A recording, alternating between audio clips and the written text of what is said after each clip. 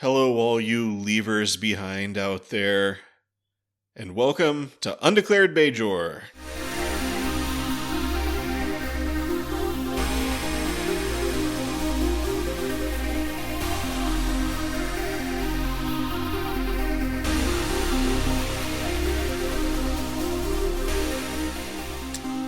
Leavers behind. I guess that is the correct. It's not leave behinders, that's for sure. Leave behinders. You know what? Leavers behind and leave behinders. You can both be here. Leave whatever you're doing behind and come listen to this very special episode of Undeclared Bajor, the best Star Trek DS9 discussion podcast that there ever will be. Levers are okay. I don't want any levers around here. Yeah.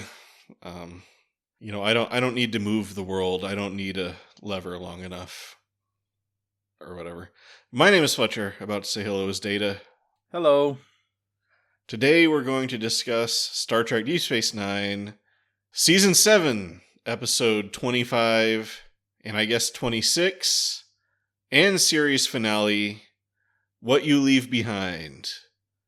Alternate title, Endmissary. Ooh. Very, very clever. Okay. Nice, thank you. This episode originally aired June 2nd, 1999. It was written by Ira Stephen Bear and Hans Beimler, and directed by Alan Craker. And Sarah Lofton is in the episode, which that would be, if he was not in this episode, that would be pretty ridiculous. Yeah, that would be mean if they just left him out of the finale just for kicks, you know? If he wasn't in like the last 8 episodes in a row or whatever, and then they just didn't put him in the finale either. Like Rom, okay, I can have him not in the finale, but you need Jake in the finale. I mean, yeah, he went off to become Grand Nagus last time, right? So we don't need him right here. Yeah, it makes sense from a plot point. So, and also I noticed they made a special point of doing all the guest star credits in alphabetical order, but I did not actually watch all the way through to make sure that they were in alphabetical order. So you got to check each and every one. Apparently, according to the wiki, this episode had the largest guest cast in Trek history. So, yeah, I mean they got all of them. They got Garrick, they got Dukat, they got Kai Wynn, they got Damar. Everybody's here. Nog is here, but no Rom. But also, random note about director Alan Craker. This is one of 3 final series finales he directed for Star Trek. Oh, wow. He also did Voyager and Enterprise. Oh, nice.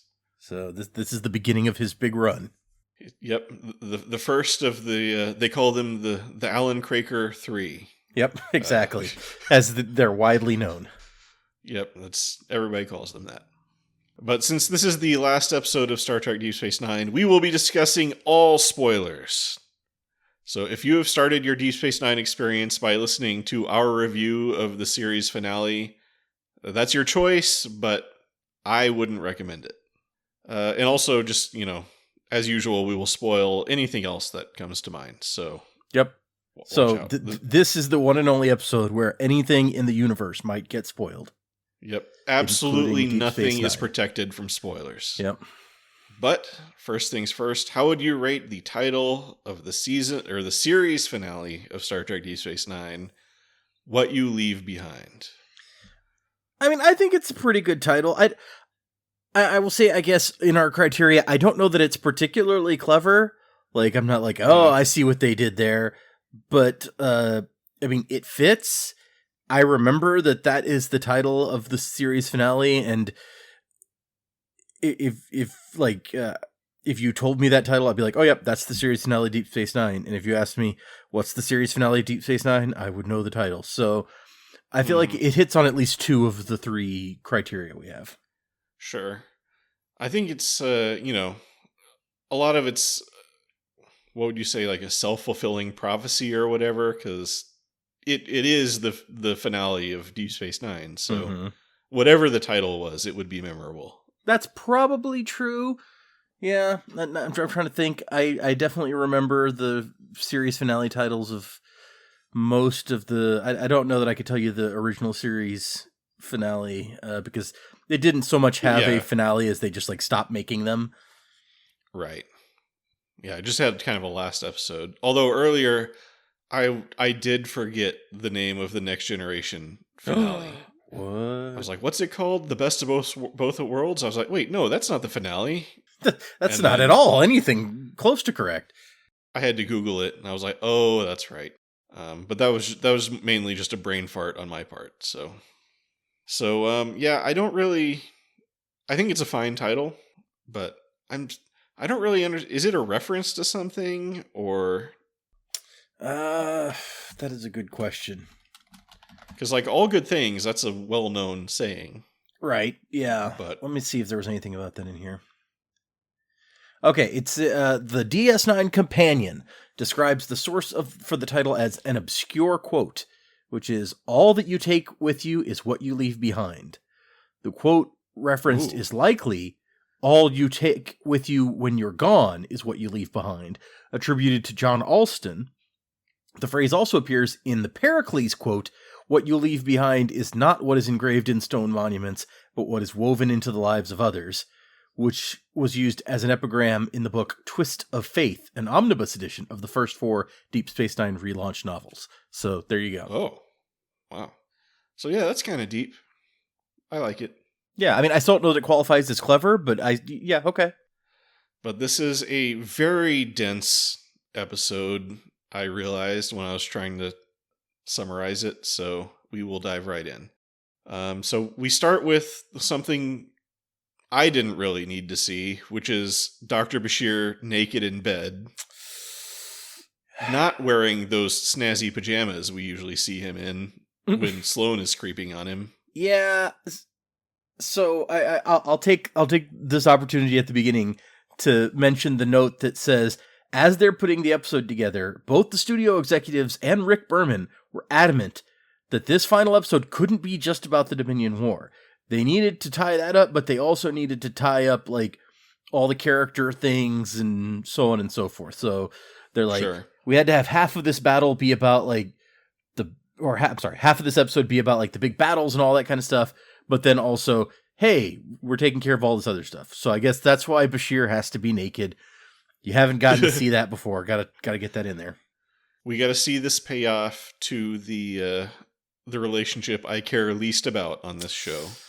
I mean, you don't care much about Odo Kira either, to be fair. Yeah, but I mean, I was just thinking, this whole series is kind of an escalating sequence of relationships I don't care about.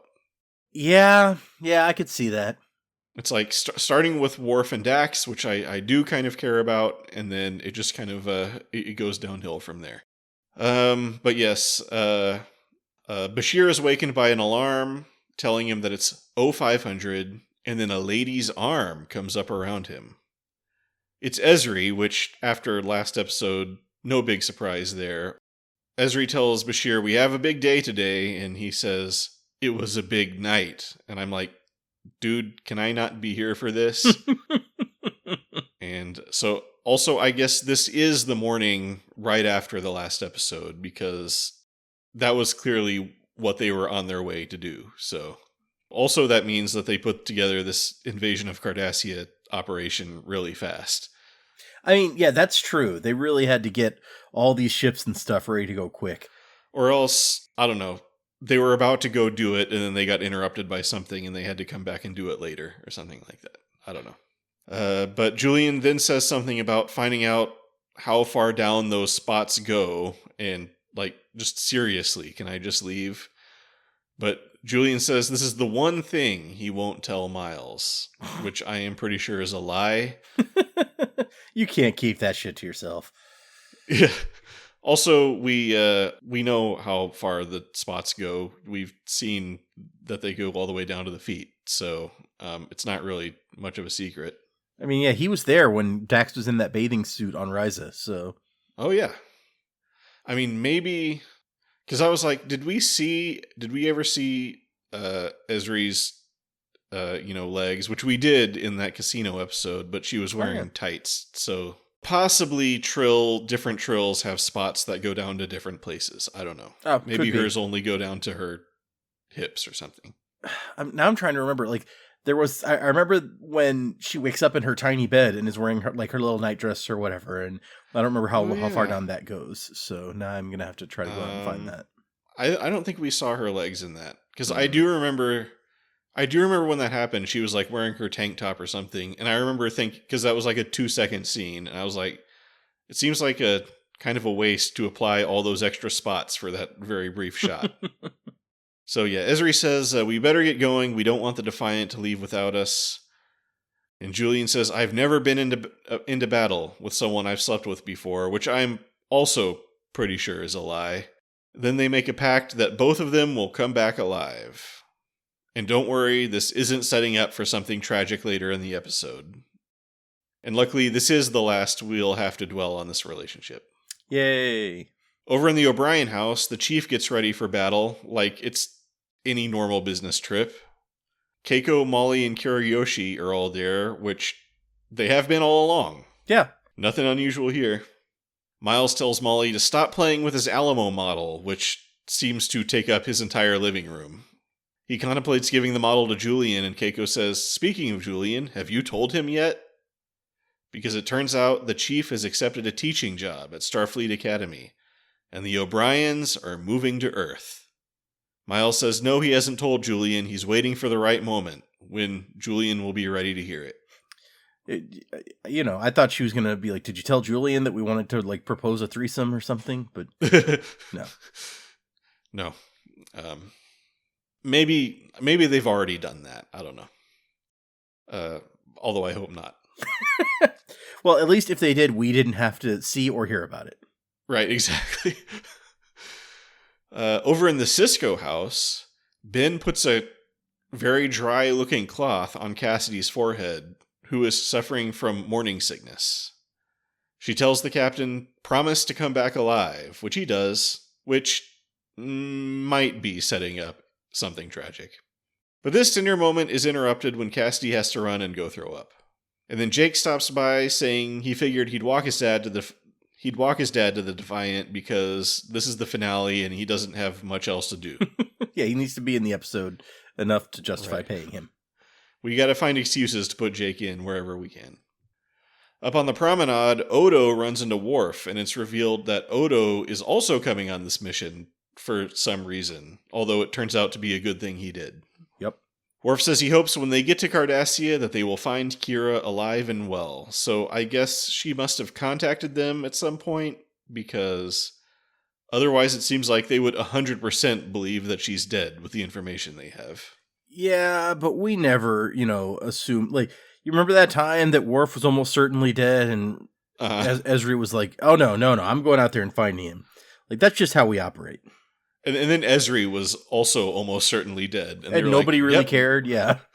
It's like, Worf and Ezri, I'm sure they're fine. Yeah, I guess they've just been paying attention to this show long enough to know that, like, that group of people is always okay, except that one time.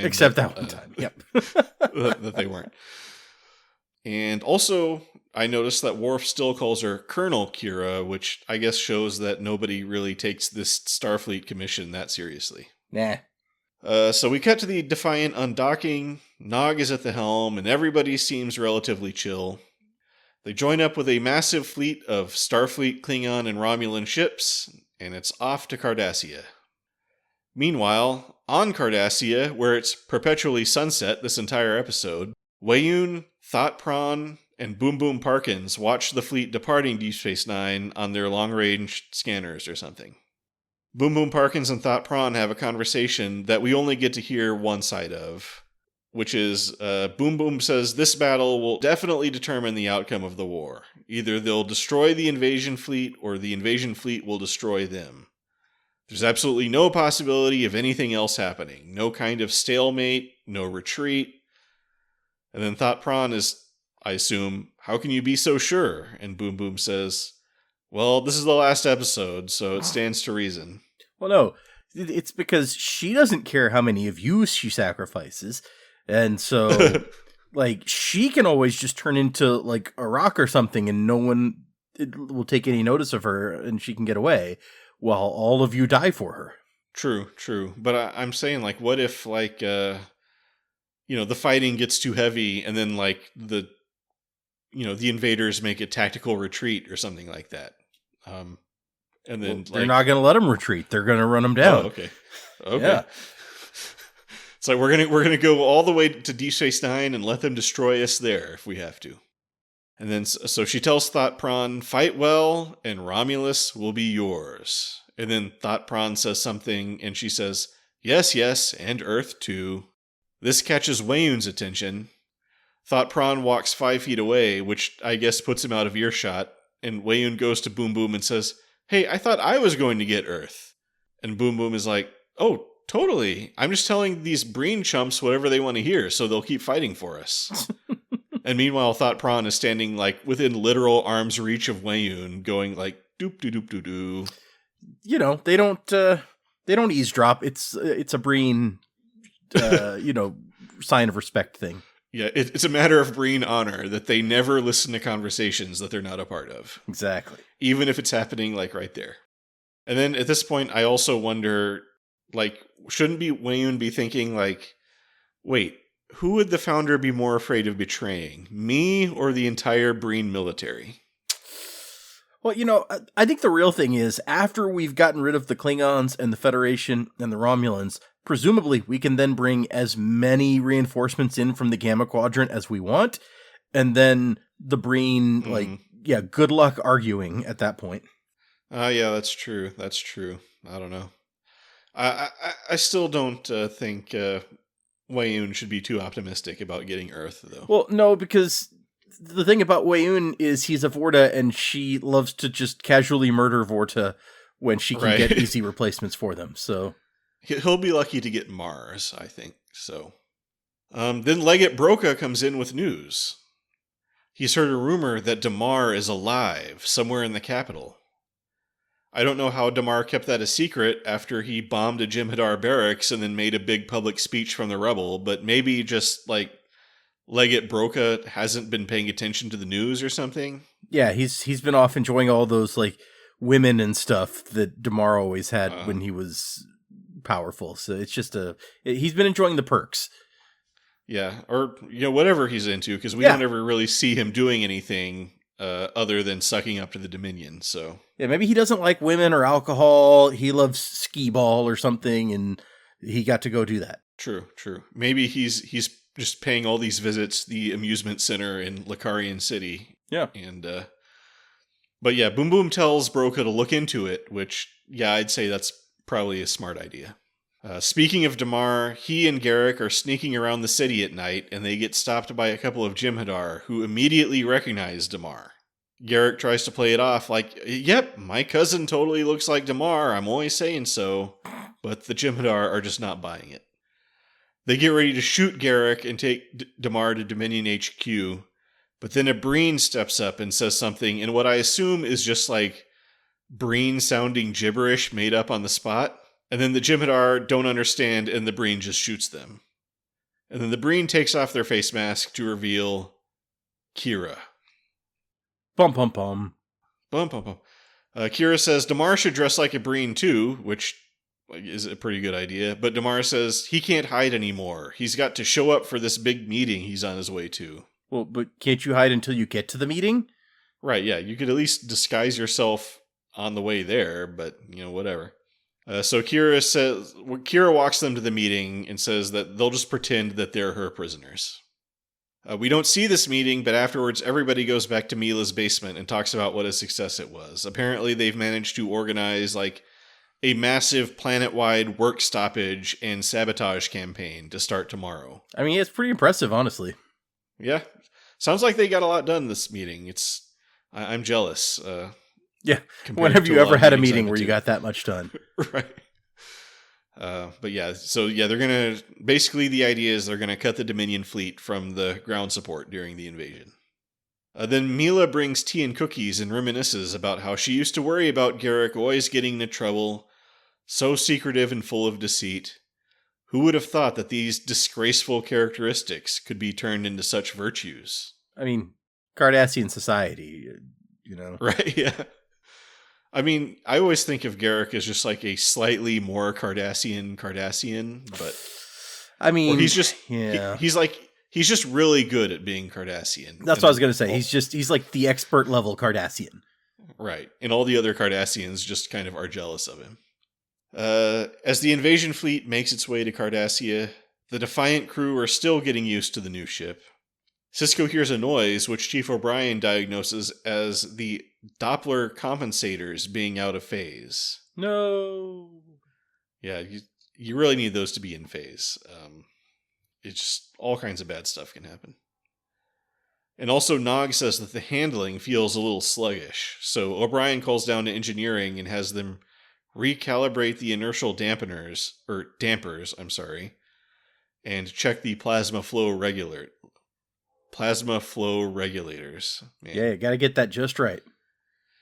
I start to understand like how the actors, what the actors mean when they talk about having to memorize like all these big lines of like nonsense jargon. Well, I assume you picked it up. I don't know if you had a note of it, but apparently I don't remember offhand. But apparently, at some point during the episode, O'Brien mentions flux capacitors. So, oh yes, I do have that. That's just a little bit, I think, or I thought I did.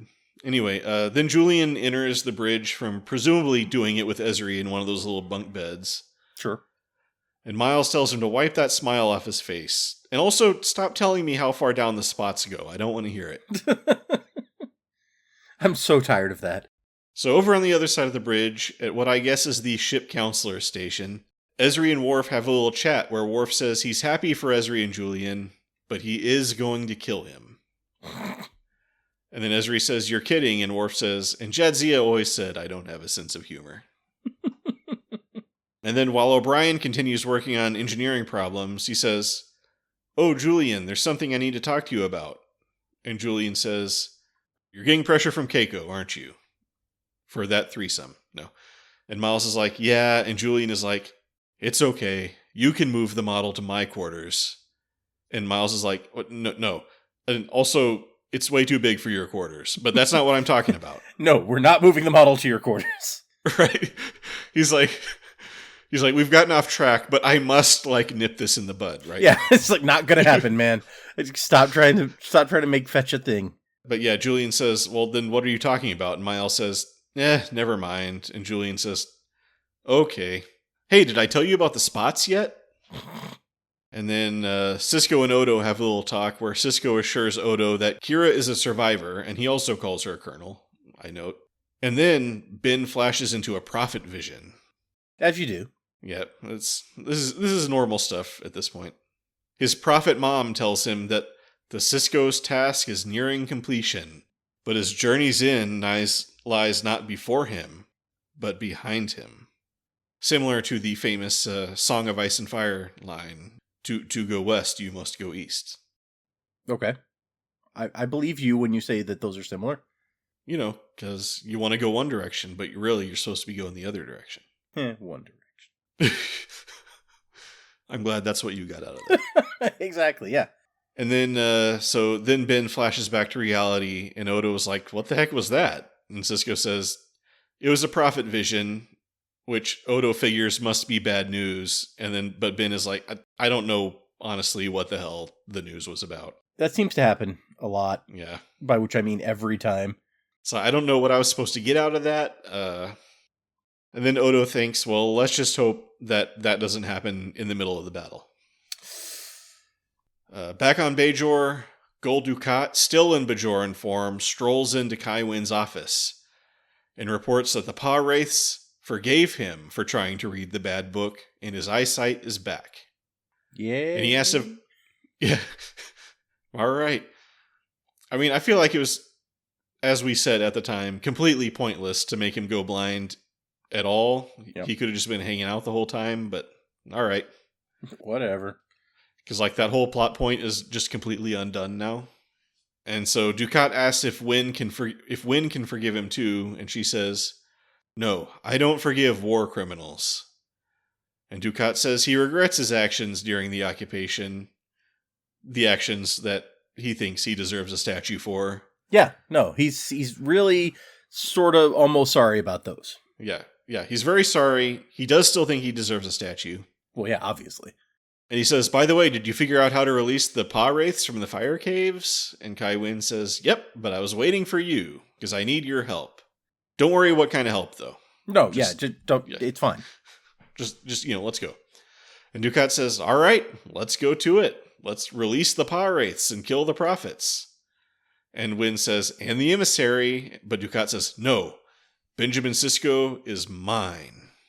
I must have my revenge for reasons that I've now forgotten. But they're important revenge reasons. Right. Mainly, I have forgotten the reasons that he wants revenge. Back on the station, business is very slow at Quark's now that everyone has gone off to invade Cardassia. So Quark hangs out at Vic's and plays some Go Fish with Vic. Sadly, Quark doesn't enjoy 1960s Earth card games very much, and Vic is unable to play Tongo. I guess Quark can't even bring a deck of Tongo cards and teach Vic how to play. No, that would just break everything. Mm-hmm. It's just totally against the programming. Yeah. And then Quark rants about how hard bartending is. All he does is give, give, give. I'm not in it for any profit or anything.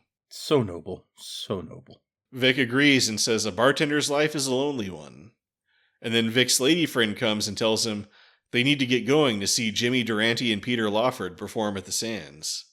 And Quark says, I thought you said a bartender's life is a lonely one. And Vic says, it is, but I'm not a bartender. I mean, yeah. How did you not know that, Quark? Yeah. I mean, Quark doesn't come in here very much, so... I don't know if he knows exactly. I don't know if he even knows what a lounge singer is. So that's a fair point. Yeah, he's not up on Earth stuff. I mean, presumably he's familiar with the concept, being a bartender. But and then Quark is like, well, can I go to the Sands and see Durante and Lawford? No. And Vic is like, no, absolutely not. You are only allowed to be in this room and entertained by me. And when I'm off being entertained by someone else, you just have to wait here. And then Quark checks the next card in the deck and sees that it was the 3 he was looking for. So, what? Yeah, these things happen, I suppose. Then Kai Wynn and Dukat arrive at the fire caves, which have a cool brand new matte painting. Yeah. There's a few new matte paintings or modifications of existing matte paintings in this episode. Kai Wynn stops for a breather, much to the annoyance of Dukat, but he reminisces about how the Cardassians always laughed at the Bajorans' fear of the caves, but they never came to visit them themselves. Nope, not a single Cardassian ever came here. Yep. He would know. He knows what all the Cardassians were doing at all times. Yep. I mean, if he wouldn't know, who would, honestly? Wynn is like, whatever, dude, I don't care. I'm going to kill you in 5 minutes. It's funny because it's true. And also she tells Dukat to stop calling her Adami. He is to address her as Eminence. And then she gets up to continue walking, and Dukat is like, sure thing, Eminence, in a way that suggests he's not really cool with it. He's going to make her pay for that later. I was able to pick up a subtlety in Mark Alamo's performance that maybe Dukat did not like this. I mean, who would have thought, honestly?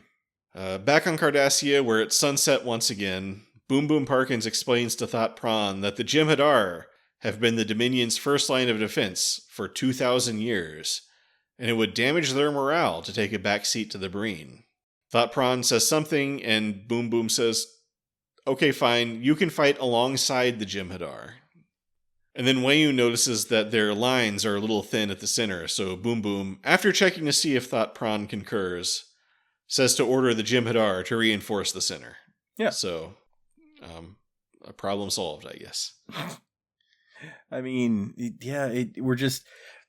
I'm not sure why we're focusing so much on look how deferential we're being to the Breen.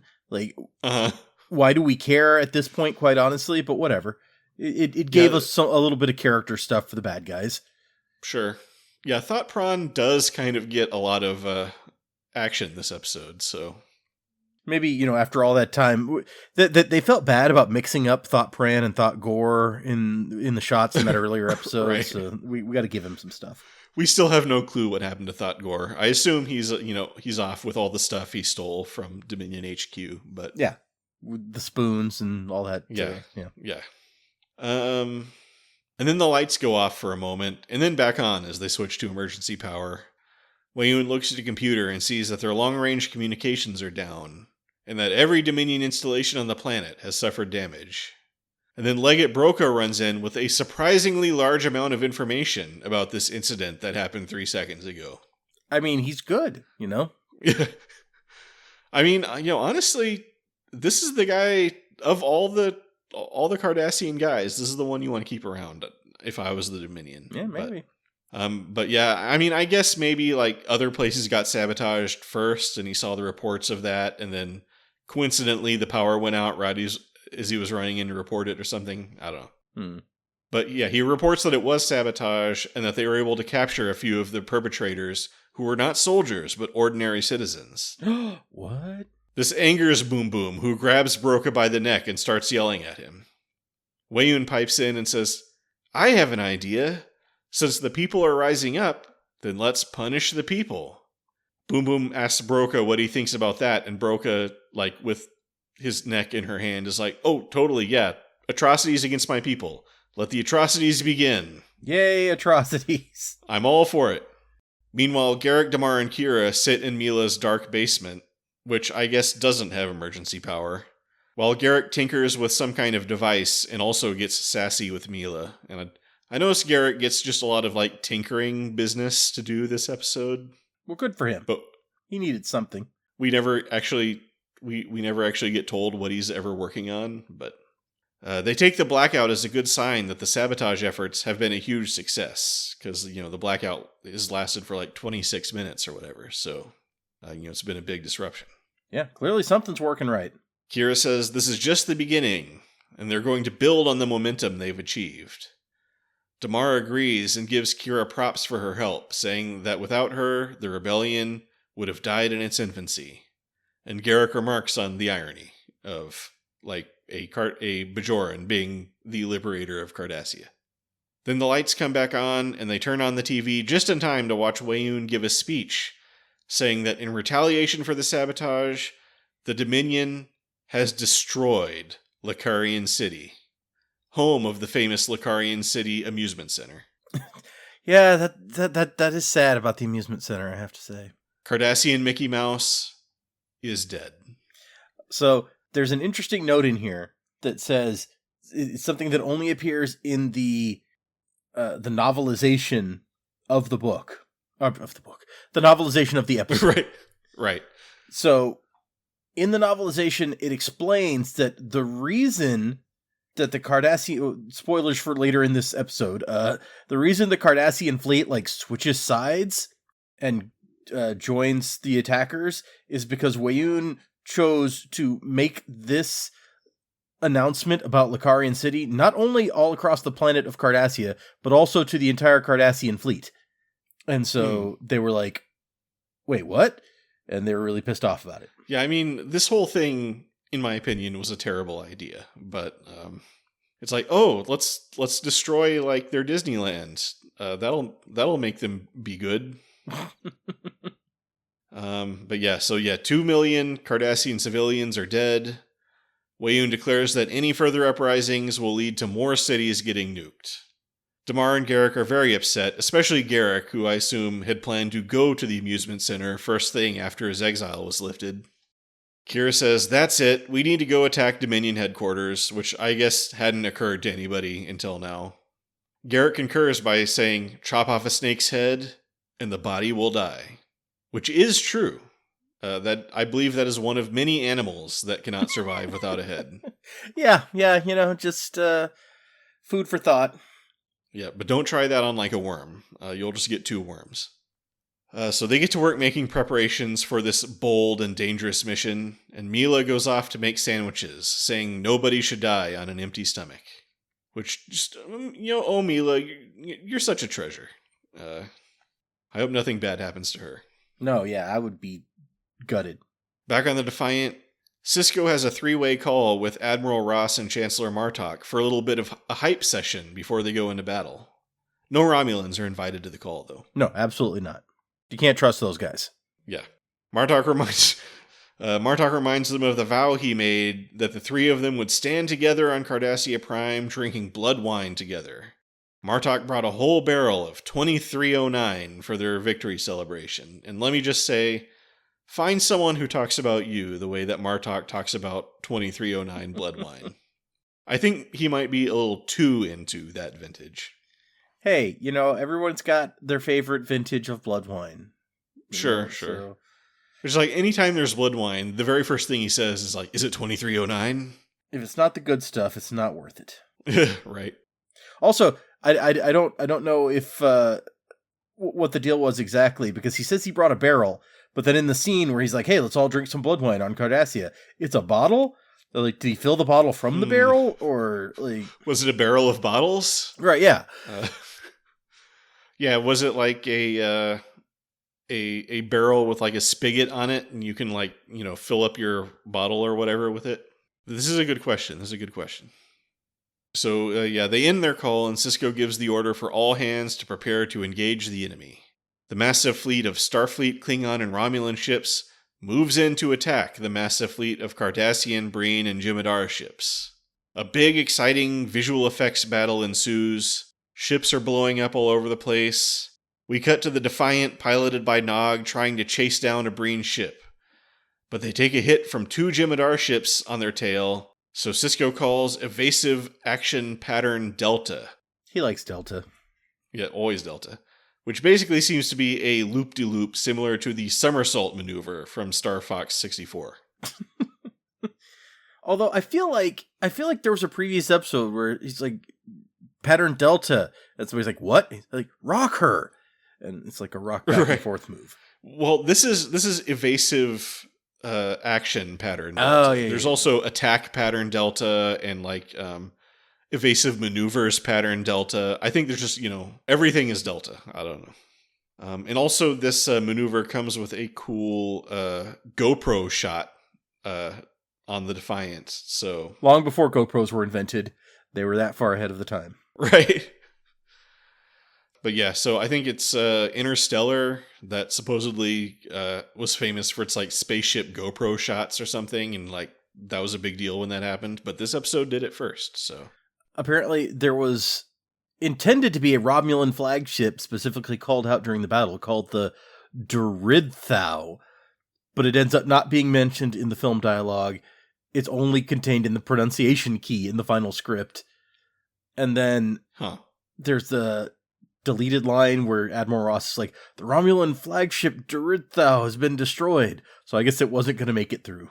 He does say the Romulan flagship was destroyed, but... he doesn't say what it was called. My guess is they couldn't pronounce it, so they said screw that. Right. He's like, can I please not say that? And they're like, okay, whatever. But yeah, so evasive action maneuver Delta or whatever it was called works. And they're able to get behind their attackers and blow one of them up, but the Breen ship gets away. But Sisko says, don't worry, there's plenty more. Back down in the basement, Garrick is once again tinkering with some sort of thing, and Mila scolds him for not finishing his sandwich. Unlike Damar, who has eaten all his food, which explains why he's such a fine, handsome figure of a man. I love the random addition that she's really into Damar. Right? Yeah, this is a great little like detail that Mila has the hots for Damar. Kira says that Mila sounds like she's in love, which Mila waves off saying she's old enough to be his mother, but Damar says nonsense. And she says something like, oh, what a politician, or something. Oh, there's a total note in here about the special effects. It says, the scene of the Defiant performing an aerobatic loop-de-loop was especially popular with the viewers, and is a shot of which Gary Hutzel is extremely proud. I mean, it was a cool shot. So I like one of the theories on here is like, hey, you remember Trakor's fourth prophecy that begins, the emissary will face a fiery trial and will be forced to choose? And it's like, maybe that refers to this episode. Okay. Yeah. I do not remember that prophecy, but... it's that one, it's from that episode where they're talking about like the Vipers and stuff, and Sisko's like, that's not, and then it comes true, and at the end he's like, tell me some more of these emissary prophecies. And the guy's like, oh, well, Tracor's fourth prophecy. And it's like, he starts talking as like the episode ends. So you never hear more than that. Ah. Yep, I'm sure the writers were carefully like paying attention to that when they wrote this episode. Yeah, absolutely. But anyway, the Damar Mila romance, it seems, is doomed before it even starts because then the doorbell rings. Mila goes to see who it is, and it's 3 Jem'Hadar and 2 Cardassian soldiers. And we just cut to Mila tumbling down the stairs, I presume dead, followed by the world's least deadly grenade, which explodes right in Garrick and Damar's faces and does basically no damage to them other than knocking them down. I mean, yeah, it's a hell of a grenade, all right. Right. I don't know if this is a special grenade designed only to very temporarily knock your enemy down or what this is. But I mean, if so, mission accomplished. Yeah. That was the right tool for the job, apparently. Yep. Kira scrambles for a dropped phaser, only to have a Jem'Hadar boot come down on her hand. They're caught. Then we return to the battle where ships are getting blown up all over the place. Phaser beams and torpedoes fly nonstop. Birds of prey fly swooping attacks in formation. Jem'Hadar ships take out whole cruisers with suicide ramming attacks. On the bridge of the Defiant, Dr. Bashir tends to a wound on Chief O'Brien's shoulder, while the chief continues to work frantically at his station. O'Brien says, "You'll do anything to beat me at darts," to which Bashir says, "I haven't lost a game of darts in months." And O'Brien says, "I'm going to miss our games of darts," and tells him about the teaching position he got. Someone has to teach you officers about the difference between a warp matrix flux capacitor, see, there it is. There you go. And a self-sealing stem bolt. One is what makes time travel possible, and one is a thing you can trade for Yamek sauce. Although, remember in Season 1, Miles had never even seen a self-sealing stem bolt before, so... No, but now they're very important, things every Starfleet officer needs to know about. Right, yeah, he's learned a lot about them, at least, since then. So, yeah, but anyway, is this the right time to have this conversation about going to Earth? For sure, it is. Absolutely. At this critical moment when, stuff is blowing up all around. What better time is what I say. Then Admiral Ross calls the Defiant and says that the Romulan flagship, whatever it's called, has been destroyed, and the Romulan lines are collapsing. Ross says they're losing too many ships, and they need to find a way to turn the Dominion's left flank. But Sisko says, no, the left flank is too well protected. We should aim for the weak center. So I guess they did not wind up sending enough reinforcements to the center earlier. And Ross says, okay, fine, you can go help the Romulans, and me and Martok will go at the center. Solid plan, I think. Down on Cardassia, the Dominion Command Center is still totally in the dark about how the battle is going, giving Boom Boom Parkins another opportunity to yell at Weyoun. But then Leggett Broca comes in and announces that they've captured Damar, which cheers Boom Boom up. Well, I mean, yeah. Something went right, finally. Yeah. And also they've captured Kira and Garrick. And then Boom Boom gets a look on her face as if she's trying to remember who Garrick is. Yeah. I don't know who either of those people are, honestly. It's just... Well, I mean, she knows who Kira is because she pretended to be Kira one time. You're assuming that she remembers that. Right. That's true. But yeah, Weyoun is like, shall I have them brought here? And she's like, what? No, that's dumb and pointless. Just shoot them. Shoot them right now. Which, yes, solid, best possible plan. Right. Good villaining. Yep, for once, a villain is being smart. So down in the basement, the Jem'Hadar line up Garrick, Kira, and Damar to be shot. Damar starts to make a grand speech, but the Jem'Hadar leader cuts him off and says, final words are not allowed. Nope, no speeches. He's like, oh, man. Yeah, it's like, oh, man, that was going to be good, too. Then the leader is like, okay, get ready to shoot these guys. We're going to shoot them now, any second. You Cardassian guys just stand there behind us while we get ready to shoot.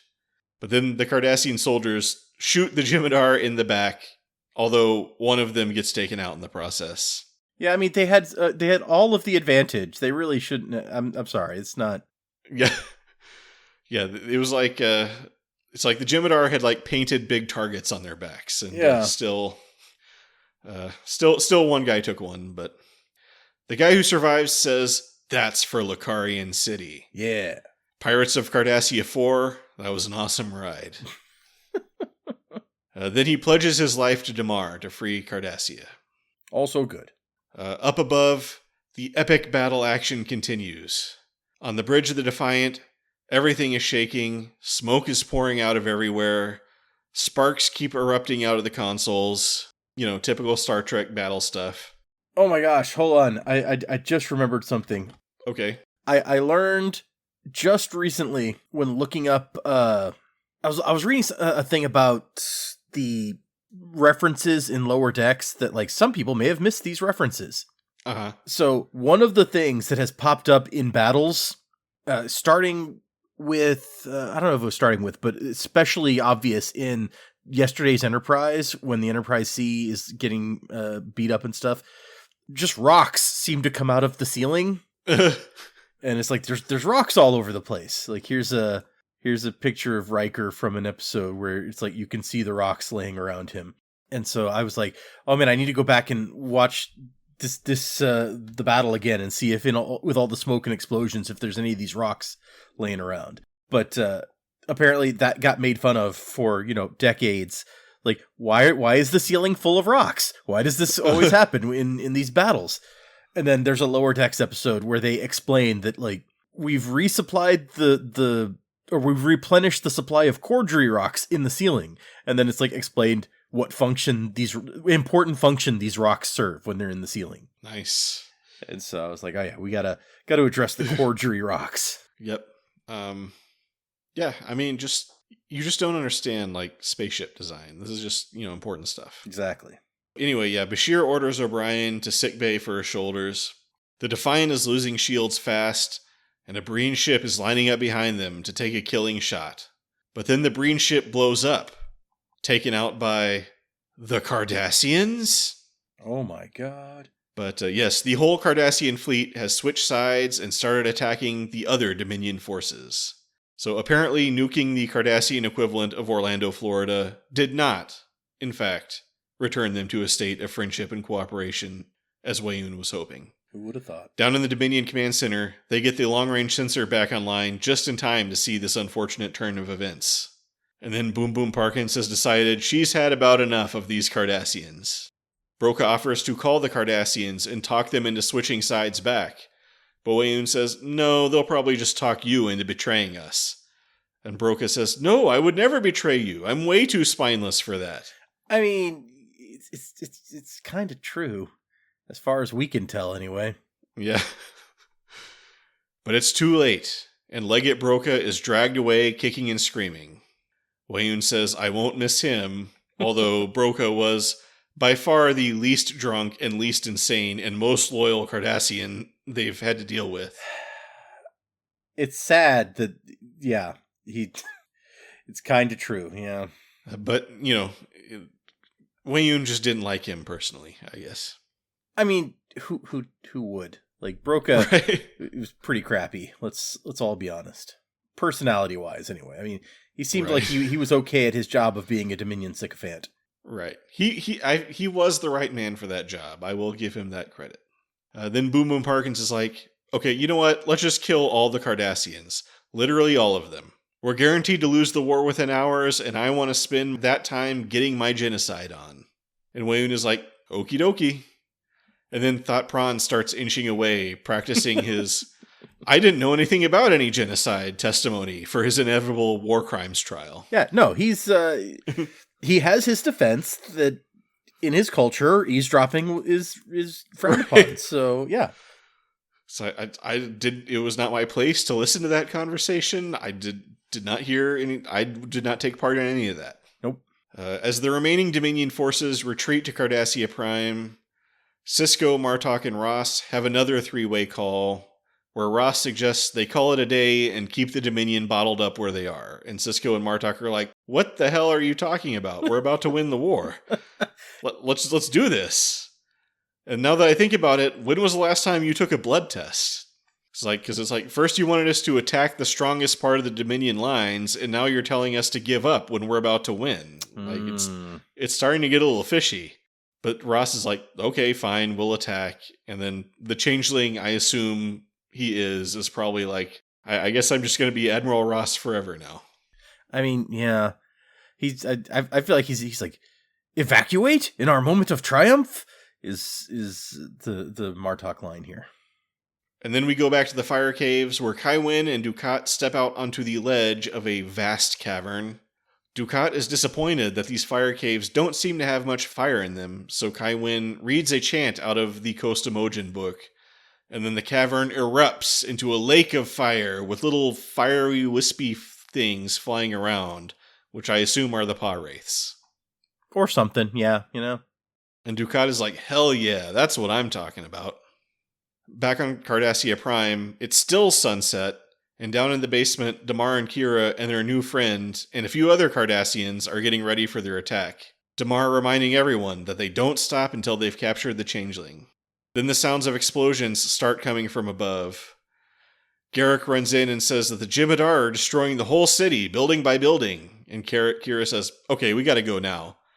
And then everybody gets really hyped and runs out, except for Garrick, who takes this moment to gloomily reflect on how all these years he dreamed of returning from exile and living in this house again with Mila, but now Mila is dead and the house is about to be blown up. His Cardassia is gone. Kira says, then fight for a new Cardassia, and Garrick says, no, I have an even better reason.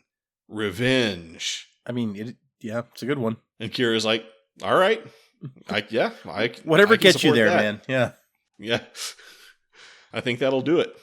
In the fire caves, Kaiwin takes off her Kai robes and throws them into the fire and renounces her lifetime of hypocrisy. And then she gives Dukat a big smooch on the lips.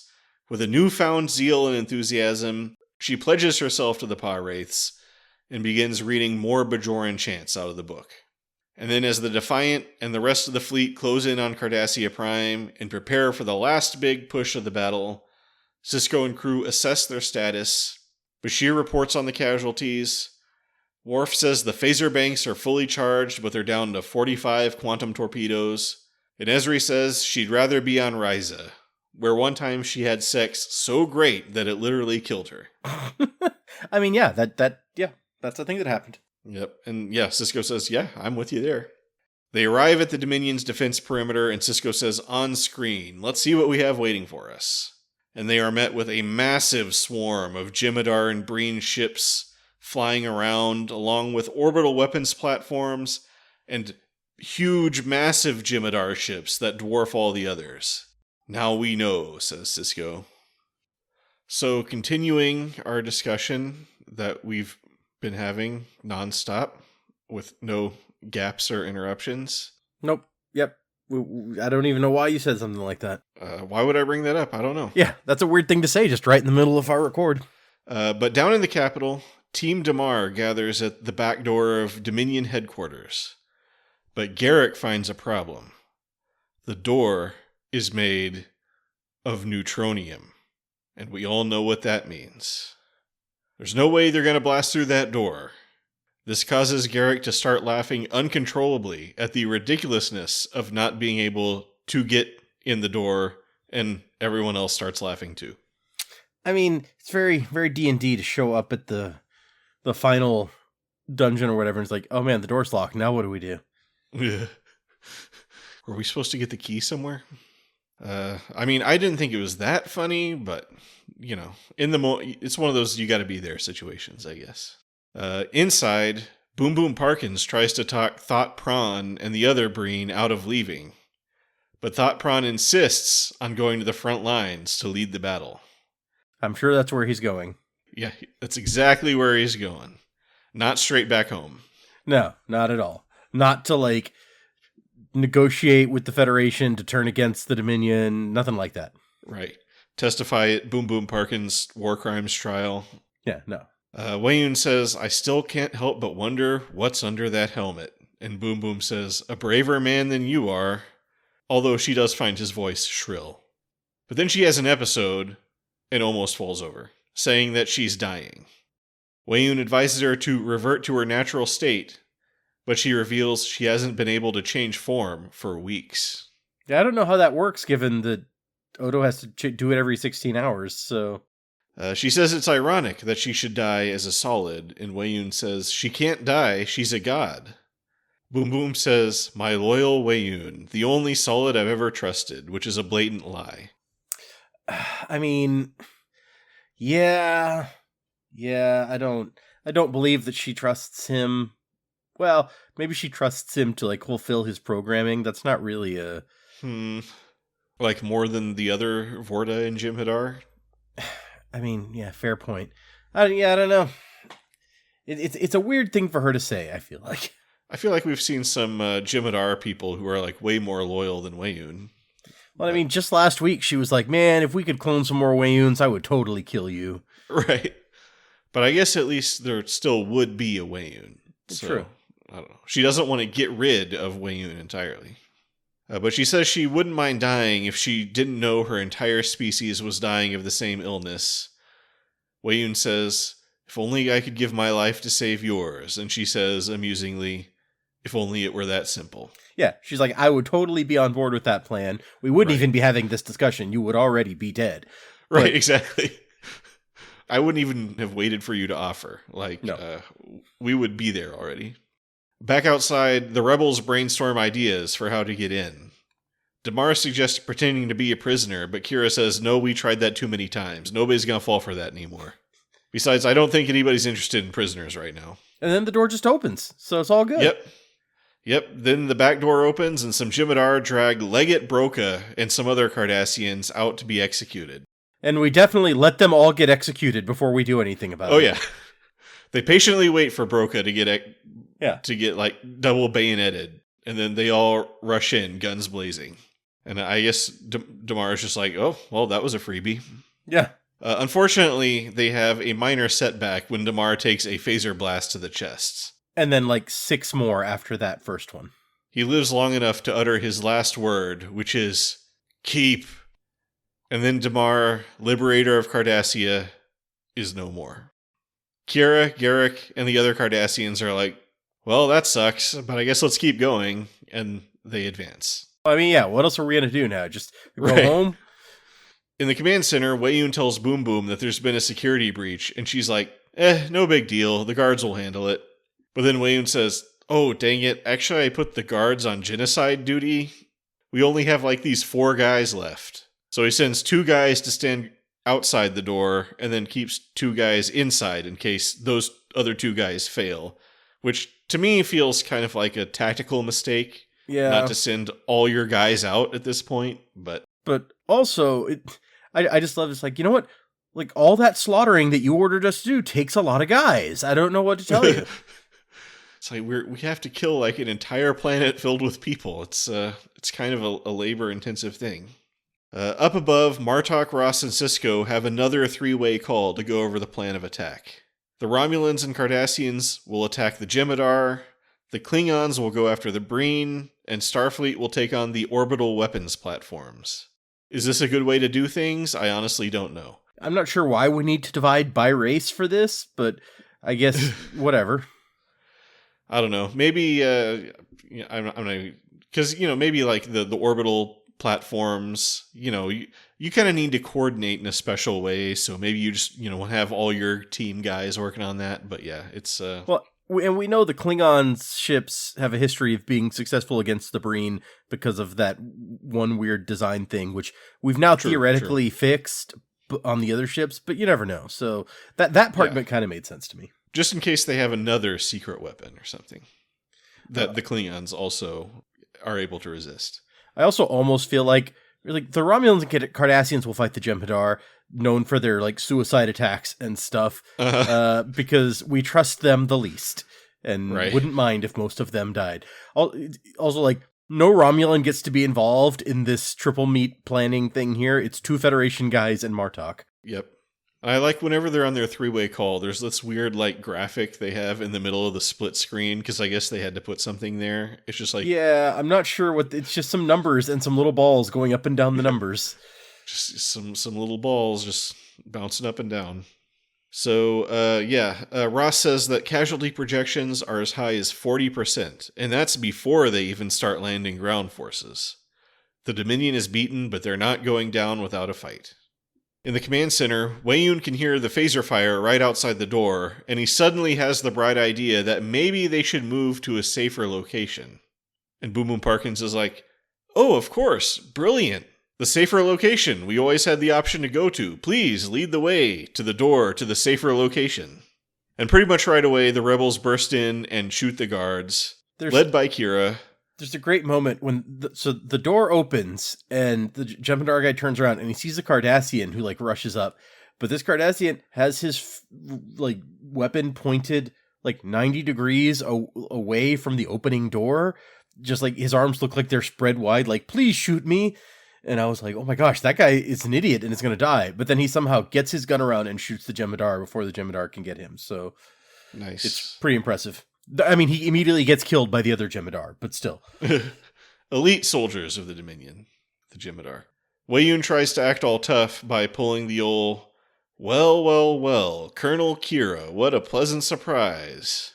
And Kira says, okay, here's what we're going to do. You need to order the Dominion forces above the planet to stand down. And then Garrett quickly cuts in and says, also the ones on the planet doing the genocide? It's like, oh, right, them too. Yeah, stop those also. And Kira's like, I mean, if we have to. That's definitely on our top 20 list of priorities for sure, Garrett. We'll get there. Right. But if you want to just add a little bit of extra hustle to that, making the Space Forces stand down, that'd be great. And Wei-Yun says, tell me, where's my old friend Damar? And Garrick says, he's dead. He died trying to free Cardassia. And Wei-Yun replies, what's left of it? Yeah, it's like, dude's asking for it, for real. Garrick is like, okay, that's enough of this guy. And he shoots Wei-Yun, joining Worf in the Wei-Yun killing club, a very small elite club of people. We saw Wei-Yun kill himself one time, and then some random Jem'Hadar did the first Wei-Yun that we saw. So there's been a few. Yeah, but still, it's a pretty good club to be in. And Boom Boom says, I wish you hadn't done that. That was the last Wei-Yun. And Garrick amusingly replies, I was hoping you were going to say that. I love Garrick. Kira says, the war's over. You lost.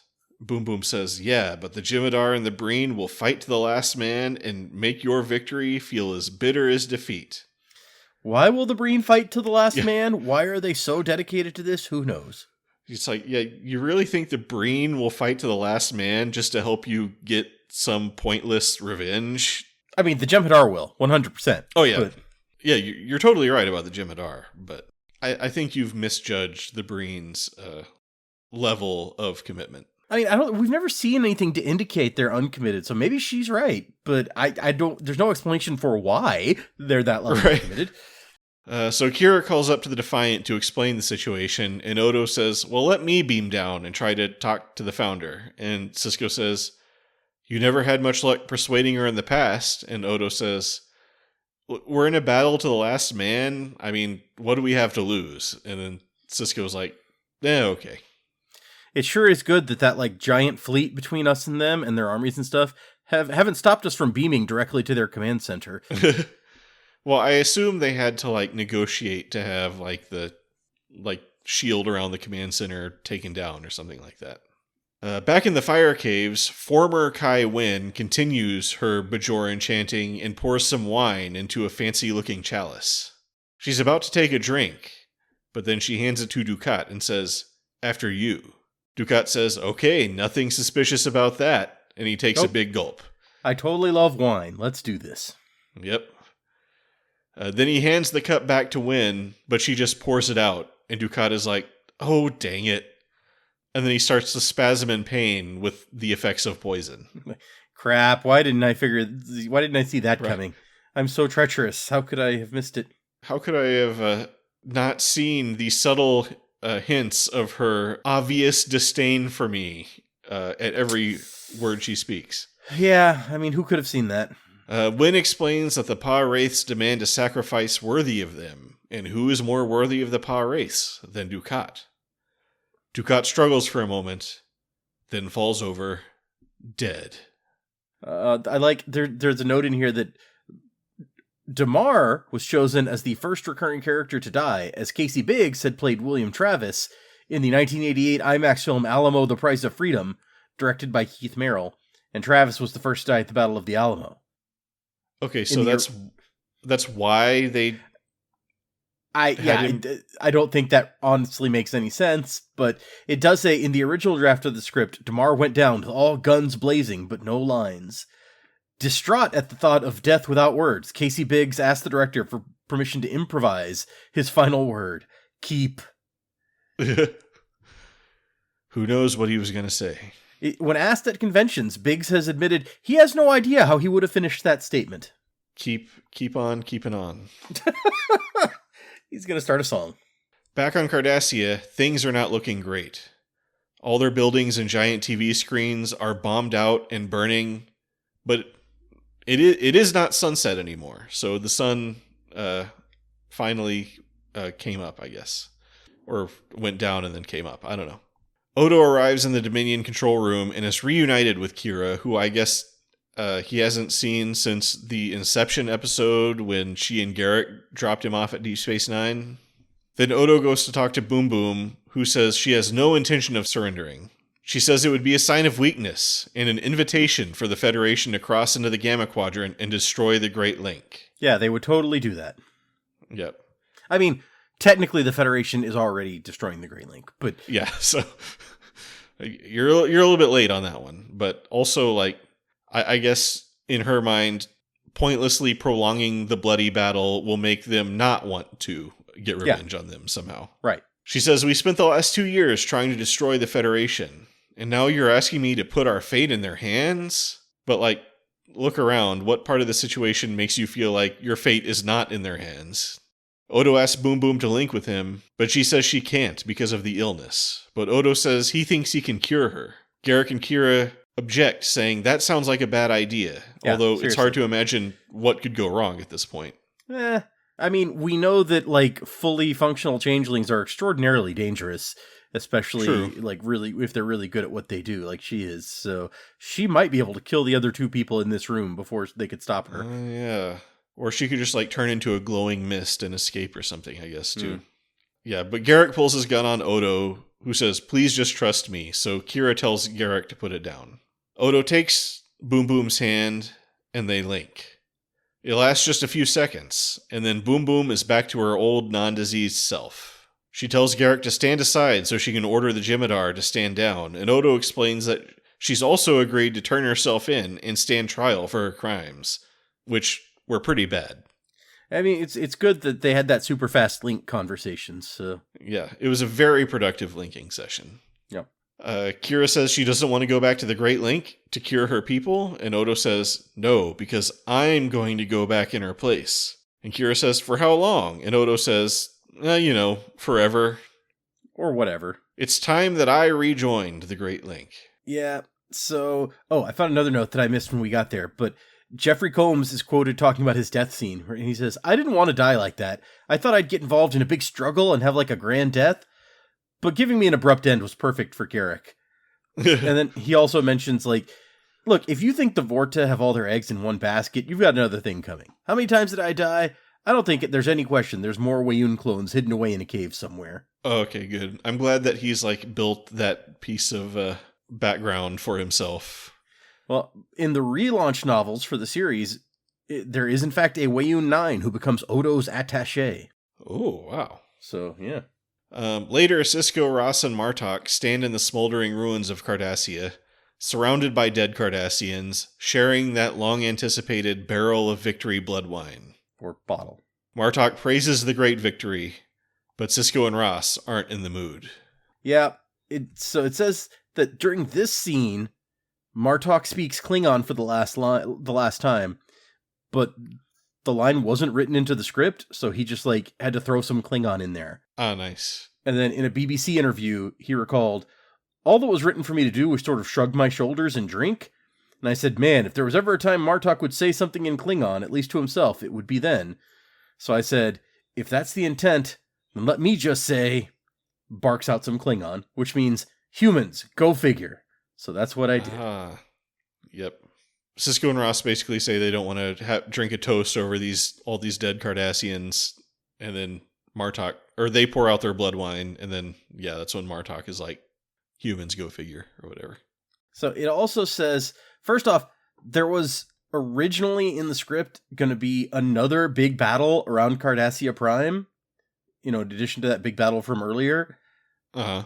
But they got to that point and they were like, oh wait, we don't have any money left for another big battle. Also, we don't really need another big battle. So they didn't do that. Sure.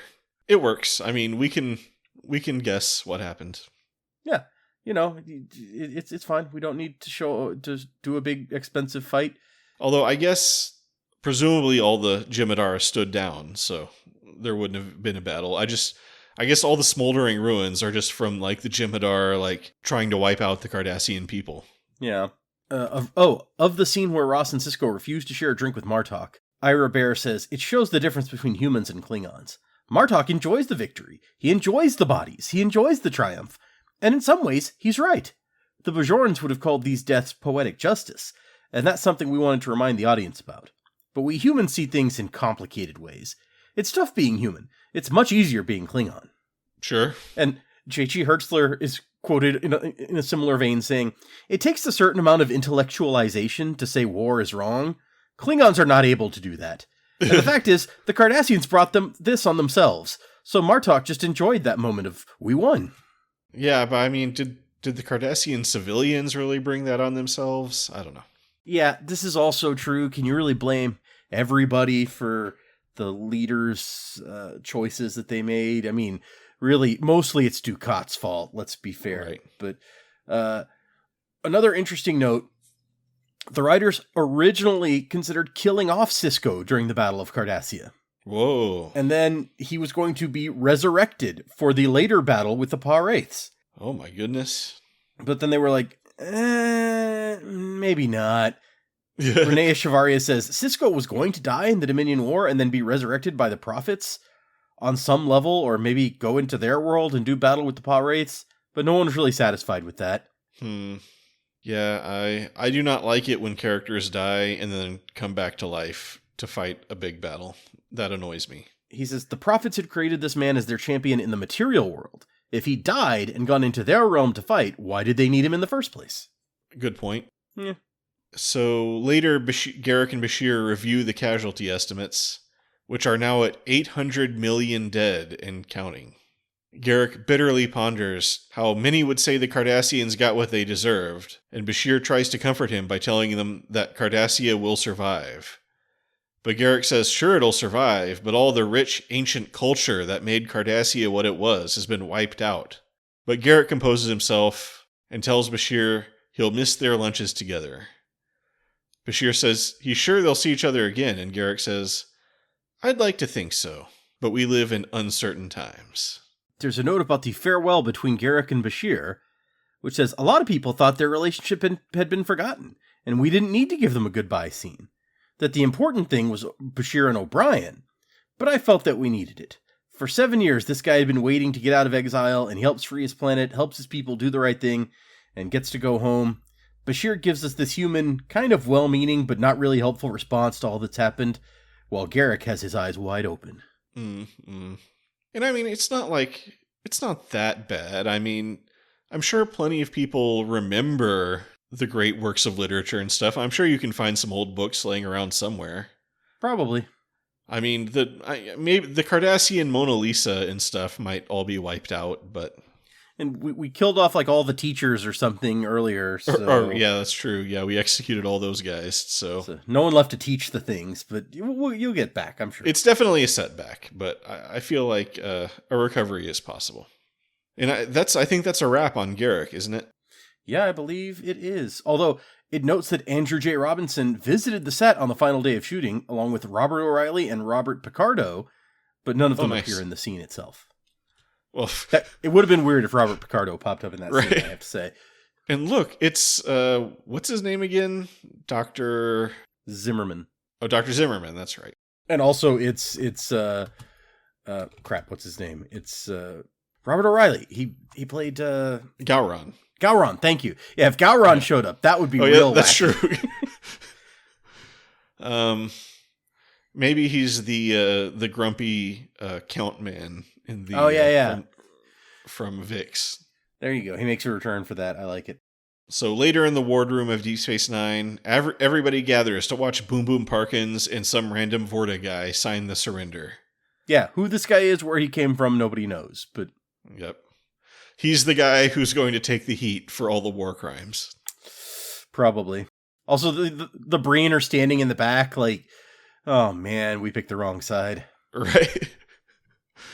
They're trying to like stand as far out of like the camera frame as possible, so that they're not associated with this in history. Good luck with that. The Dominion War is officially over. And we still got like a half an hour in this episode. Yeah. Ross marks the occasion by quoting a very condensed version of a speech by Douglas MacArthur, ending at the line, "We must go forward to preserve in peace what we won in war." Boom Boom Parkins leaves, escorted by Starfleet security guards, but first stops in front of Odo and tells him, "It's up to you now." Oh, and I also have noted, Kira is back in her Bajoran uniform now.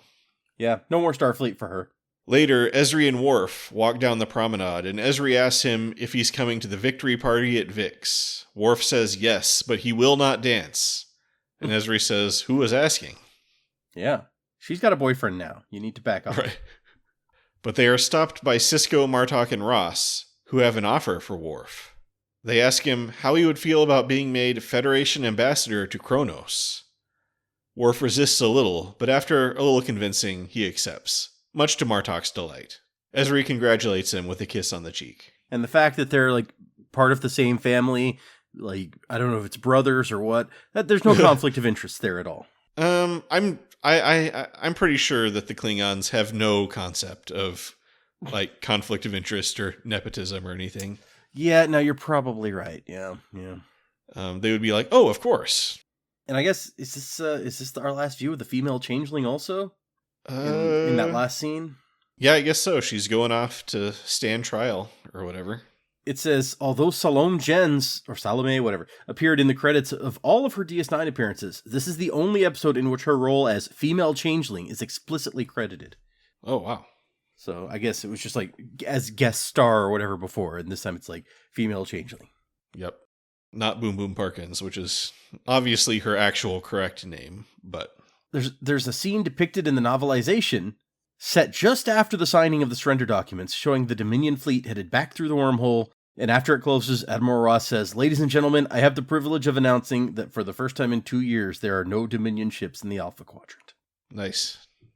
I guess we're no longer considering the Breen part of the Dominion, because they still live here.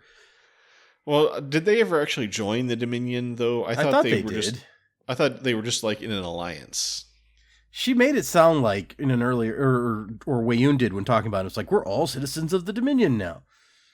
So okay, well they have backed out of that, obviously, and I guess also I should point out before someone leaves a comment or something, it's the Federation that would appoint the ambassador, right? So not Martok, presumably. Okay.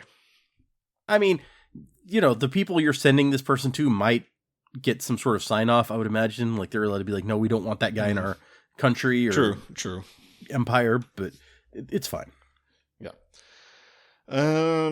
So Odo and Kira stroll together, and Kira says, "You could come back once you've cured your people." And Odo is like, "Yeah, but I'm not going to." Sure, I could do lots of things, but... Right. "I need to share with my people all I've learned from living among the solids, and that requires me to be there permanently. I can't even come back to visit. But I still love you, though." And Kira's like, "Okay, I get it. But can I at least take you back to your homeworld?" And Odo's like, "Okay, I guess." Then Quark pays a visit to Vix to take part in the end of the war, goodbye to O'Brien, goodbye to Odo, goodbye to Worf party, with a special relish on the goodbye to Worf part. Sure. Everybody gathers around Miles to suggest places to live on Earth, with Worf very keen on Minsk. Julian looks forward to visiting Miles on Earth so they can hit up San Antonio and see the real Alamo. Good to know that's still standing after like World War III or whatever. Yeah, it didn't get nuked. No. Or maybe they, rebuilt it. Like everything you see in Europe is like rebuilt after it got like bombed to little tiny pieces. So, So it says the party in Vic Fontaine's bar was filmed on the last day of shooting, featured cameos by various producers, writers, and other members of the production crew, as well as the various actors from the show without their prosthetic makeup. Oh, nice. So keep an eye out for all those guys. The very final scene of the entire show to be shot was Quark and Vic playing Go Fish in the bar, or in the nightclub or whatever. So I guess that's just where they had all their shooting for that last day. I guess it was like the same day they filmed this, and then they just cleared everybody out and had Quark and Vic playing Go Fish. Quark tells Chief O'Brien, Earth is just a rotating ball of boredom. Everyone should just stay right here. And Ezri asks Quark if he's getting sentimental, and Quark says he just doesn't like change. Which is a character. I think that's probably a true thing about Quark. Then Sisko gets up and offers a nice toast, saying that things are going to be different, but no matter where people go or end up, a part of them will always be right here on Deep Space Nine. And then Vic gets up and sings The Way You Look Tonight, while everybody looks on and smiles. It's a nice, feel-good moment, and we can tell that everybody is going to live happily ever after. The end. There's a note that, like, during this song, it says Ira Bear was looking at the cast from across the room and suddenly realized, this is it, it's all over. This was a moment I'll never forget, he says. Aw. And then James Darren says, I was all choked up. They picked this great song. All the lyrics have a double meaning. I told Ira afterward, from now on, whenever I sing that song, I won't be able to think of this night because I'll never get through the song if I do. Aw. So then we hard cut back to the fire caves where Kai Wynn is standing over the dead body of Dukat, chanting into the great cavern of fire for Kostamogen to come to her. Then a big beam of fire or magic or whatever shoots out of the cavern and knocks Wynn off her feet. And then one of the wispy things flies up and into Dukat, reviving him and turning his eyes red. And as an added bonus, he turns back into his original Cardassian form, although he's still wearing his Bajoran clothes.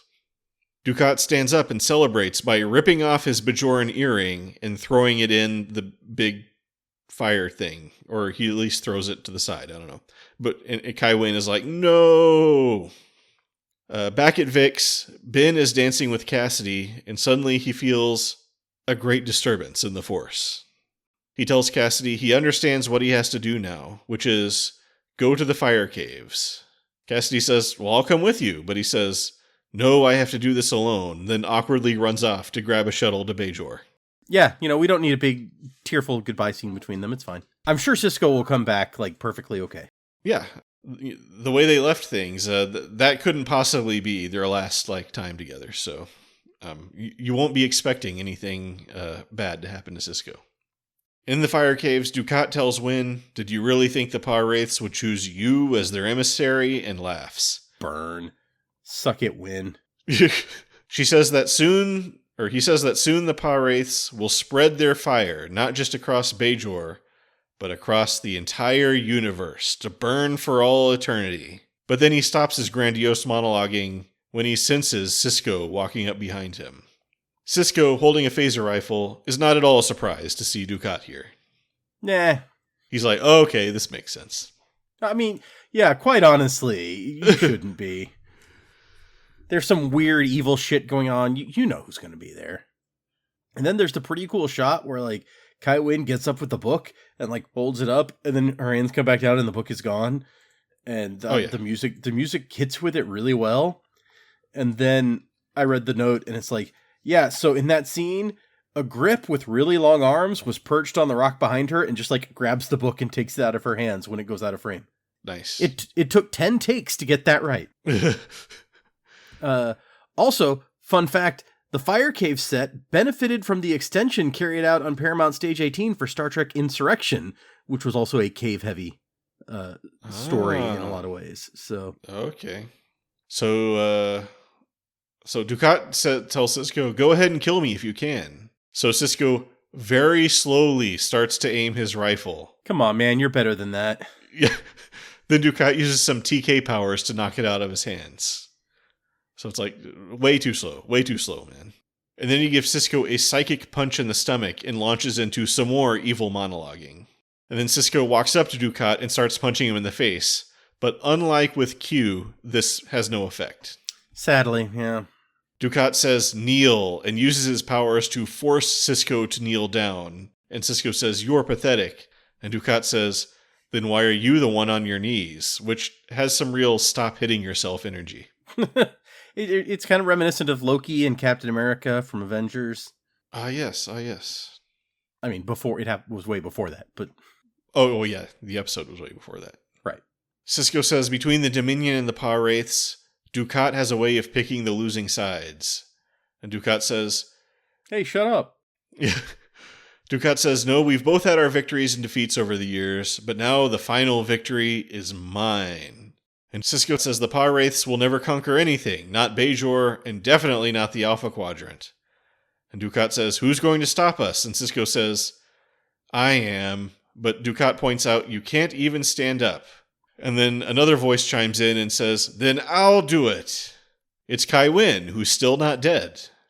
And changing sides again, because the Pa Wraith screwed her just as badly as the prophets ever did. No non-corporeal beings, God, things like her at all. Right. At least the worst thing the prophets ever did was just not pay attention to her. I feel like the Pa Wraiths have taken it way further. The funny thing is, if the Pa Wraiths had just lived up to their end of this bargain with her and not betrayed her through Dukat, no one would have warned Sisko about how to defeat them, and they probably would have won. Oh, that's very true. Just the snake has to eat its own tail. But yeah, this is the part where she picks up the book of the Kosamojin and lifts it to throw it into the magical fires. And then she looks up, and then suddenly she doesn't have the book anymore. Dukat does. And then Dukat says, are you still here? And he stretches his hand towards her, and she is engulfed in flames and vanishes. Presumably dead. Probably. Yeah, I guess. Actually, there is a note that this episode marks the deaths of Mila, Damar, and Kai Wynn in that order. Gul Dukat does not die, but is trapped, quote, with the Pa Wraiths, presumably in the same non-corporeal form as Sisko, which that's kind of messed up, honestly. That is a list of people who die in this episode. I like that Mila gets included. Can't forget her. Right. I mean, Wei Yun also died. That he doesn't get called out. He's died before. He gets one mention. Yeah. Dude, that guy dies all the time. It's fine. It's like Daniel Jackson in Stargate. You can only feel bad so many times. Yeah. I don't know what that means, but I'll take your word for it. Yeah, and then also, after he's vaporized Kai Wynn, Dukat says, farewell, Adami, which seems a little petty. Yeah, she kept telling him he wasn't allowed to call her that. And he's like, well, I'll show you. I'll get the last word on that. I'll call you whatever I want once I've killed you with magical fire. Yeah. Let's see you do anything about it. But I guess when he cast that fire spell on Kai Wynn, he released his hold on Sisko, because Sisko was able to get up and tackle Dukat off the ledge. And the two go plunging into the fires. As they fall through the flames, the book Dukat is holding burns up, and then so does Dukat himself. So I guess, actually, theoretically, maybe Sisko didn't even realize that you needed to burn the book.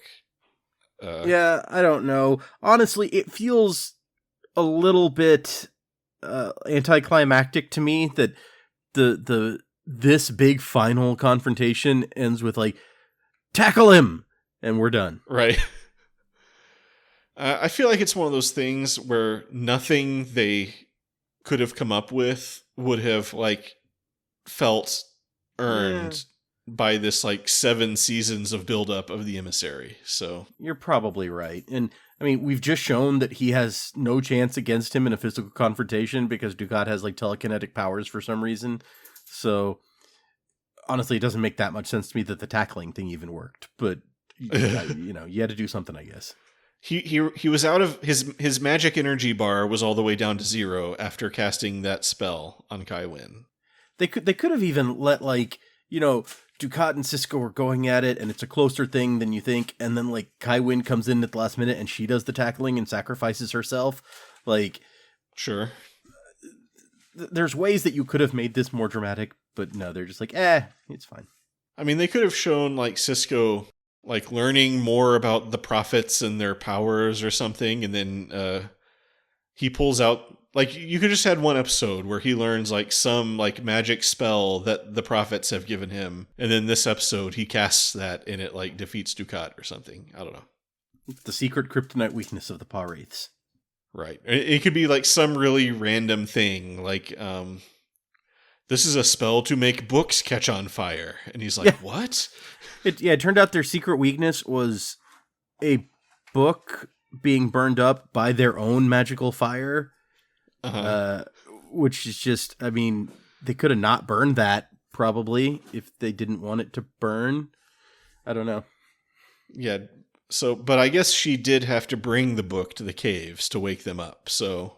They needed to be like, okay, now get the book as far away from the caves as possible, because if we touch the book, we will die. Yeah.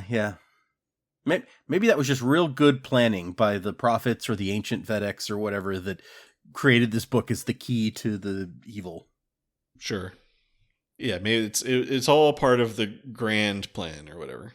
It's like the paw wraiths themselves can never touch it because if they do, they'll destroy it. So, yeah, it's kind of poetic. So, but then Sisko flashes to Prophet Land, where his mother tells him the emissary has completed his task. Yeah, your body burned up, dude. Sorry. Yeah. Sisko says, what about the paw wraiths? And she says, you've returned them to their prison. And then she reveals that, we established that the book was the key that was the only thing that could release them. So now they could never get out of the caves. But you know what you guys could have done sometime in the previous several thousand years was just tell somebody through one of the orbs, hey, there's a book in your library. Go burn that. And then the problem would have been solved. Yeah, I don't know. Maybe just because of their not being able to understand linear time. Yeah, they're like, I mean, we've seen that the book does get destroyed, so what's the problem?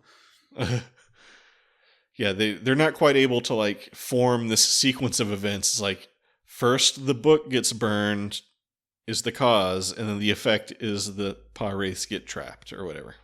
I think it's pretty well established that they did not really set up the whole prophet stuff very well. But like clearly they got to the end and they were like, oh, well, what do we do now? So, I don't know. He tackles him into the fire and then the book burns. It's like, all right, that works. Sure, why not? Oh, during this fight, there's a note that Avery Brooks accidentally hit Mark Alemo while filming this confrontation, and he had to take several days off, Alemo did, after the incident, because he got hurt. And so, but the problem was that Avery Brooks was scheduled to leave town almost immediately after shooting had finished to go do something else.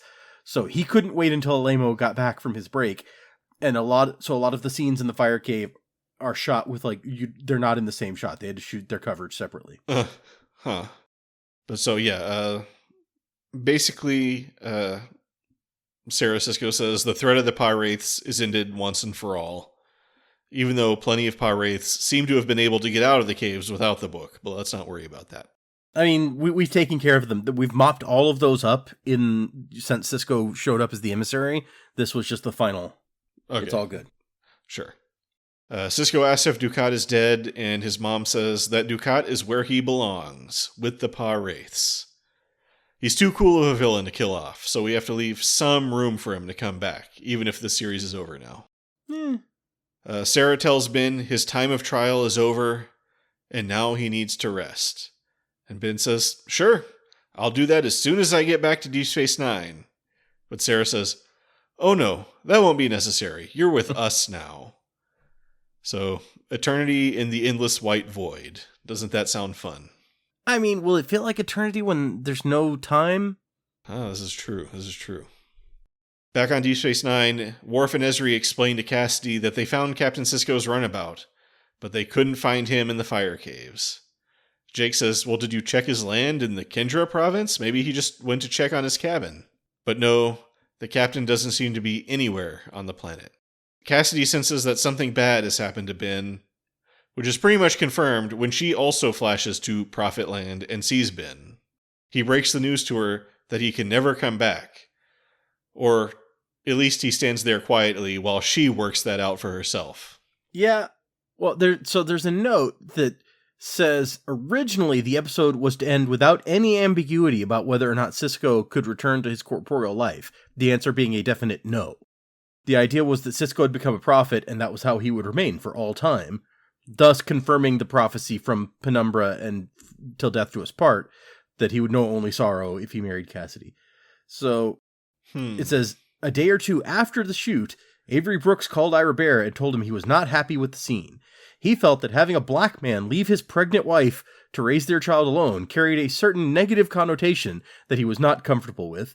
So they decided to reshoot it and clarified that Sisko could come back someday. I mean, he kind of said it in like the way you say, "Oh, sure, yeah, totally. We'll totally hang out sometime." But whatever work does it for Avery Brooks, I guess. But yeah, so Ben explains that this is not linear, and the prophets saved him, but they still have a great deal for him to do. But first, there is much to learn, things that only the prophets can teach. And then, Cassidy asks when he'll come back, and Ben says, it's hard to say. Maybe a year, maybe yesterday. And she's like, well, it wasn't yesterday. I can confirm this. Yeah. I can remember pretty clearly it wasn't yesterday, so we're going to cross that one off the list. But then Ben assures her he will be back, and Cassidy says, and I will be waiting. And they kiss, and Cassidy flashes back to Deep Space Nine. I'm pretty sure he does come back in the books, and I know he's back in some of the comics that I've seen. I haven't actually read them, but there's a whole bunch of crazy stuff going on in the comics where the prophets send him back because like something's going around killing gods, or it's a whole thing. Okay, so like they've got a Gore the God Killer situation or something? Yeah, it is very similar to that, although it's like, I forget who it even is. It's like Kalas or somebody. Let me see if I can find this now. But there's like a scene where all of these like godlike beings from all the different that have appeared over the course of the different series.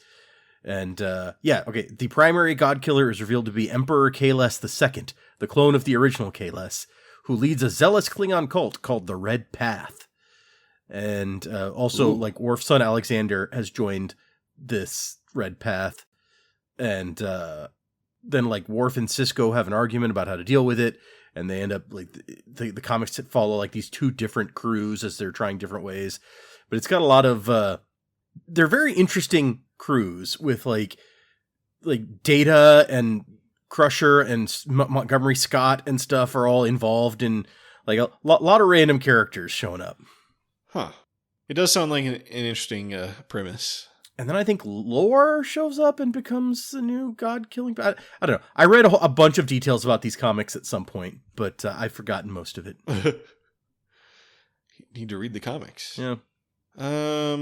So then Cassidy tells Jake she was just talking to his father, and Jake's like, wait, he didn't want to flash me to the Celestial Temple to say goodbye? Did he at least mention me? And Cassidy's like, yeah, oh yeah. He said, you should help me take care of this baby until he comes back. Down in O'Brien's quarters, everything is packed up and the family is on their way out to start their new life on Earth. The chief takes one last look back and notices something on the floor under the chair. It's one of the little Alamo figures, which I assume is the Travis figure that he got all on Bashir's case for losing. Yep. See, turns out he never lost it after all. What a jerk you were, O'Brien. That was your fault. Yep. He reminisces about his and Bashir's good times together, working with the model, playing spy in the holosuite, the time Chief O'Brien was the storyteller and that other guy wanted to be the storyteller and he tried to stab Chief O'Brien. Good times. Bashir fixing O'Brien's shoulder. The time they went back to the original series and Bashir wanted to bang that lady he thought was his own grandma. Yep. Eating in the Replomat, playing racquetball, getting drunk together. That time that O'Brien was holding a phaser to his own head and Bashir had to talk him down. Oh, well, that's not in there. I guess it's mostly happy memories, except for the stabbing one. Yeah. Then, as emotional music, which I think is The Way You Look Tonight, like instrumental version, continues to play, and we cut to Worf heading off to Kronos for his new job. As he looks back at the promenade, he has his own memory montage, reporting for duty in Sisko's office wearing his classic TNG uniform. The time he got trapped in the holosuite and he was the villain in that spy program, which I'm not sure he would actually remember. Yeah, if they had memories of that stuff, that would be really messed up, honestly. Yeah. I had to go back and rewatch that episode just to make sure. And it's not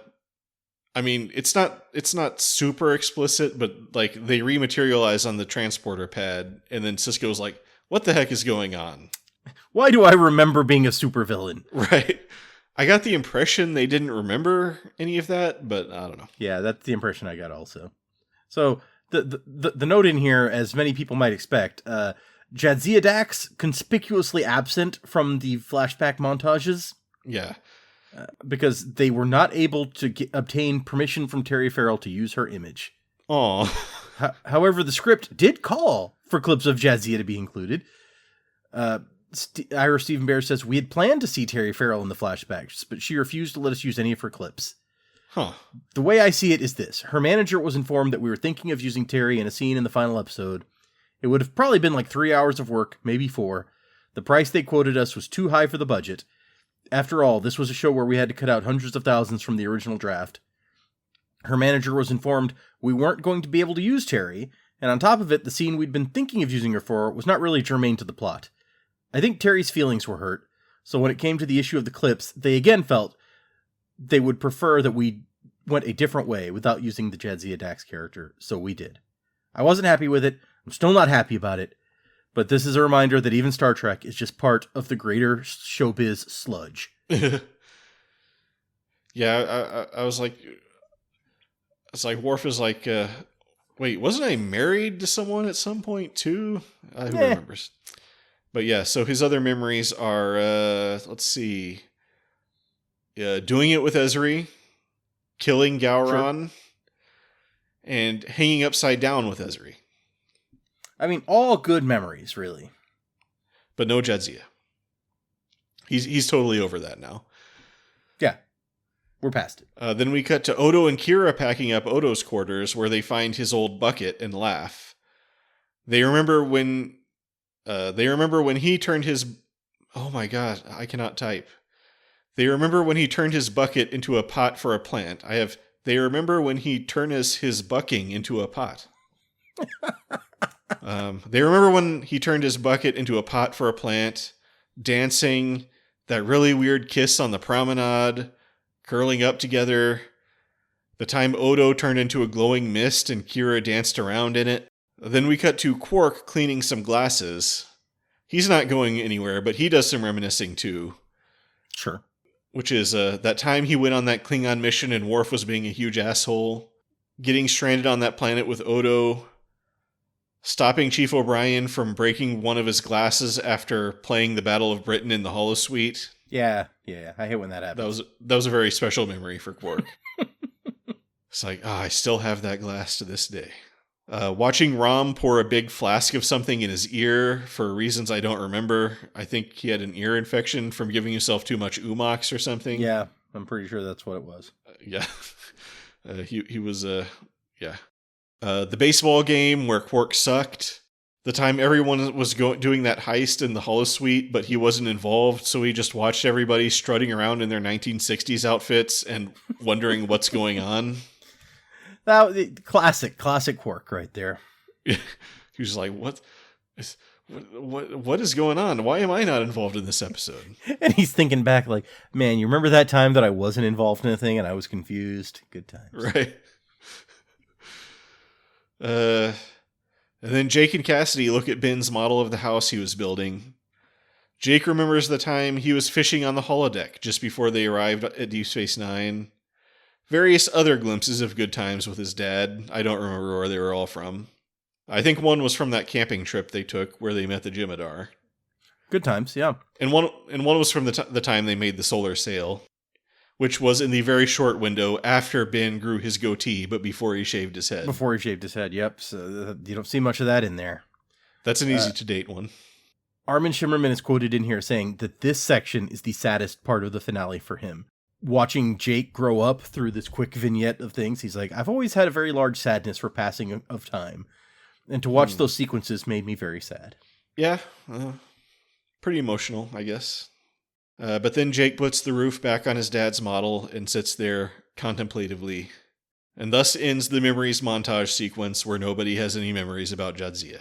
Good times, except for all those Jadzia times. Then Kira and Odo head out on their trip to the Gamma Quadrant. Odo was hoping to sneak out without having to say goodbye to anybody, but right as they're about to get to the airlock, Quark catches up with him. Quark gives Odo an opportunity to tell him goodbye and say what a worthy adversary he was, but Odo refuses, giving Quark one last classic Odo grunt. And he walks out. There's an outtake where Renee Auberjonois and Armin Shimmerman kiss during this scene. So, ooh. It's a shame that that's not in the episode. Yeah, I feel like that's a much better outcome. That explains why he seems to be in such a hurry to get away from Kira. I've always loved Quark. I can't deny it. And then they go off to the Gamma Quadrant together. And then Quark just sits on the edge of the Great Link and then waits for Odo to come out every once in a while. There is a note that this is the first and last scene in which we return to the Gamma Quadrant since season 5. Yep. So I believe we pointed that out at the time, I think.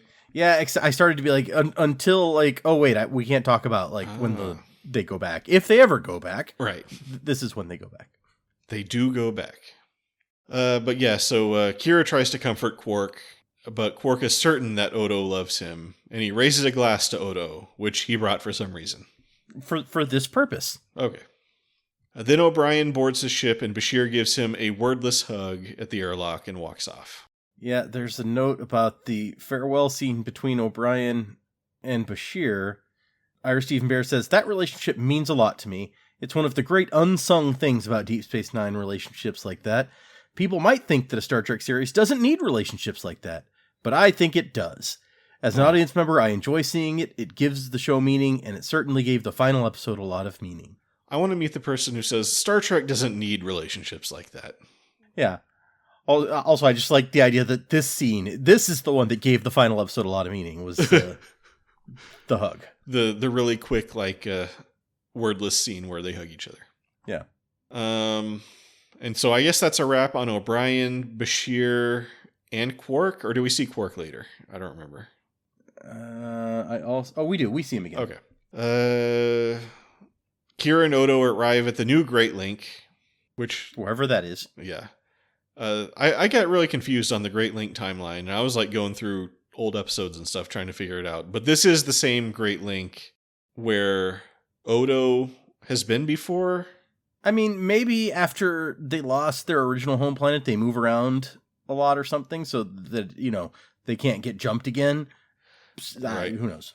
Well, or I don't even know if that was their original, or I guess it was their original home planet. I don't know. But after that got wiped out, they moved to a new planet. And I think Odo went there to the Great Link to link with them after that happened. Because I think that was when he went to the Great Link and then he saw the vision of Gowron. Yeah. Then they took away his shape-shifting abilities and stuff. Oh, yeah, that too. But I think this is supposed to be the same planet because they're standing on like the rock that has the two pointy things. Which, yeah, but I still think that rock may just be a construction of the changelings. Oh, okay. Yeah, maybe. Because I was comparing it to the one from before, and it's clearly a like completely. Well, I mean, I think it's meant to look the same, but it's clearly like not the original one. So I don't know. The Great Link, they might be too sick to form that rock if it was made of them at this point. I don't know. Oh, that's true. Yeah. But you also don't want like solids beaming down and like stepping in you. So true. But yeah, so they see that the Link looks all green and sickly, and Odo tells Kira to tell everyone that he'll miss them, even Quark. But most of all, and then Kira stops him and says, "Shh, I know." And Odo's like, "Oh, right, you. Yeah, that's totally what I was going to say." I wasn't going to say Sisko. That's for sure. Although I guess he knows that Sisko is dead, so that joke doesn't make sense. Then Odo and Kira kiss, and Odo shapeshifts into a tuxedo because Kira always said he looked good in a tuxedo. And that's the way he wants her to remember him. Good thing Bajorans also like that look, and it's not just a human thing. Yeah, who knows? Human fashion, cutting edge in the galaxy. Yeah, 1960s human fashion. Yep. Kira says she'll never forget him, and then Odo says goodbye and wades into the lake. And he melts into a golden drop in an ocean of green, and then his gold color begins to slowly radiate out and replace the sickly green as he begins to heal his people, literally and symbolically. Somewhere out there, Laz is the last changeling with the disease. Yeah, sucks to be him, unless he's found some other changelings and linked with them already. Oh, yeah. I mean, there could be a bunch of stuff we didn't see where Odo tracks down Laz and brings him back or whatever. You know, sends him a message like, hey, by the way, you're dying, and Yeah. FYI. Laz shapeshifts way more than Odo as a rule, though, so he might already just be dead. Yeah, that's kind of not looking good for Laz. I think he does come back in the books, if I remember correctly. Oh, good. Like, him and Odo are the leaders of the new, nicer Dominion or something. I just like to imagine Odo being like, should I go find Laz? And then remembering, like, what Laz is like and being like, I'll do it later. I mean, yeah, but at the same time, he might be like, I could use a friend in the new Great Link. They're not big fans of me, on the whole. I mean, would Laz be any better, though? I mean, as long as there's no solids around, like, he and Laz got along pretty well. Just Laz is super racist against solids. Sure, okay. Could work. I mean, because I think Odo's mission is to teach the changelings that solids aren't that bad, and I feel like Laz has already made up his mind on that issue, but... Yeah, it might be counterproductive. I mean, they've already made up their minds on that issue also, like, hundreds of years ago, so that might not be that big a hurdle.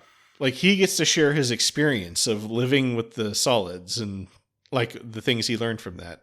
I feel like if Laz shares his experience living with the solids, that might, like, kind of undo everything he's done. But anyway, Kira becomes the new commander of Deep Space Nine. We see her in Sisko's office getting a report from Nog, who we learn was promoted to lieutenant in one of Sisko's last official acts. Then she picks up Sisko's magic baseball and strolls out into ops to watch business continue on as usual, and she tosses the ball into the air and smiles. Down in the promenade, Bashir is talking Ezri's ear off about some medical nonsense. Oh, so we do see Bashir again. And Ezri changes the subject by proposing they hang out in the holosuite tonight.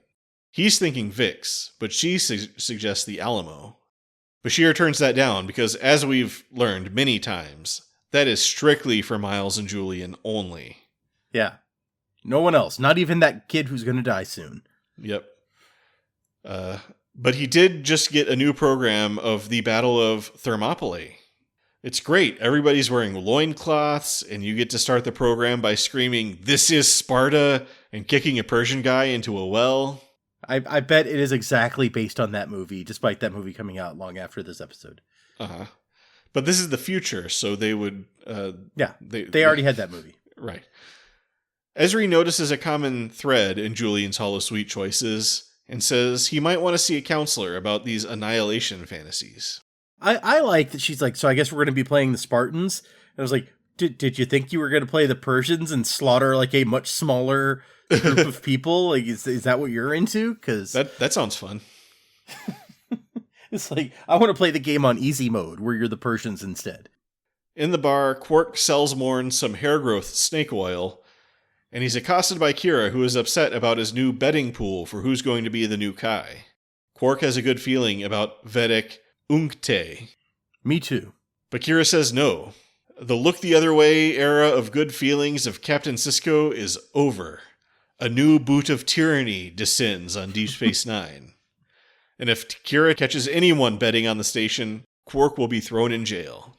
I mean, Sisko did always just kind of tolerate Quark. Kira never really liked Quark, although they kind of got closer after he like helped her out a few times. But Quark says he understands, and he goes back to the bar where he smiles and says, It's like I said, the more things change, the more they stay the same. So I guess Kira has to be both Cisco and Odo. Yep. I wonder who the new chief of security is going to be. Probably some Starfleet guy. Eddington is back somehow, despite having died. Right. Or George Primmon makes his return. Yeah. It's like, that would be a great last shot of the episode, is like George Primmon like strolls onto the promenade and he's like, I'm back. I want to say in the books it was like Ro Laren shows up and becomes the new first officer or something. I don't remember. Ah. So she's coming back to Bajor? I think so. I mean, we saw that she came back to Starfleet in Picard, so she didn't die with all the other Maquis when the Jem'Hadar slaughtered them all. You know, that's good for her, I guess. I guess also Kira was supposed to be Ro originally, right? So right, yeah. So it kind of, in a way, makes a kind of sense.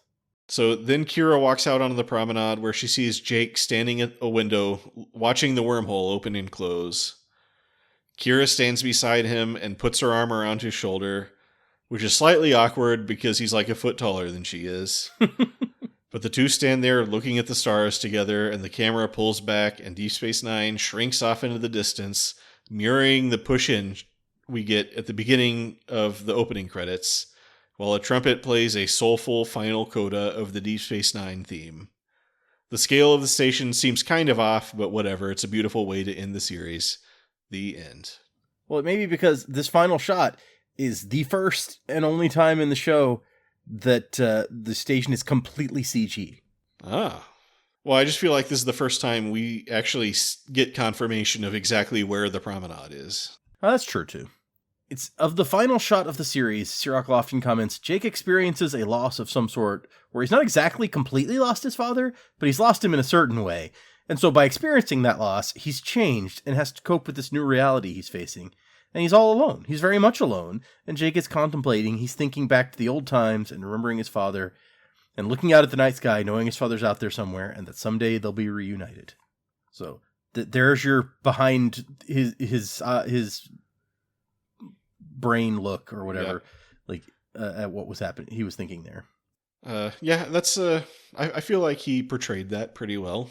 Let's see. There's lots of additional interesting little notes that I couldn't fit anywhere else. But for instance, it says, on the controversial notion of turning Cisco into a god, Ira Bear comments, it was perfect on so many levels, because the franchise and the fans have treated captains like gods since the days of Kirk, and they might as well be gods to the fans. I wanted to literalize it. It's like, okay, forget subtlety. We're just going to literally put that right out on Front Street. Sure.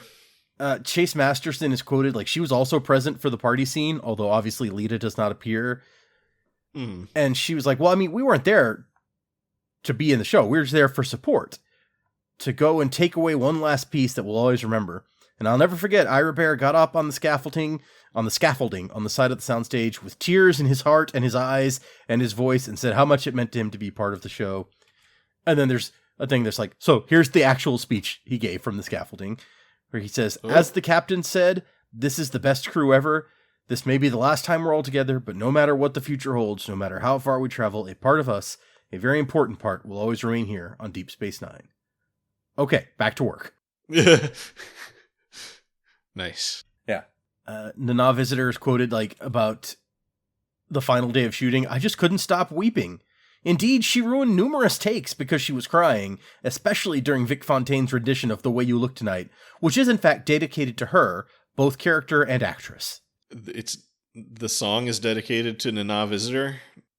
It's okay. So it says, yes, the note says dedicated to both the character Kira and the actress Visitor, and then in parentheses, look before at the quotes.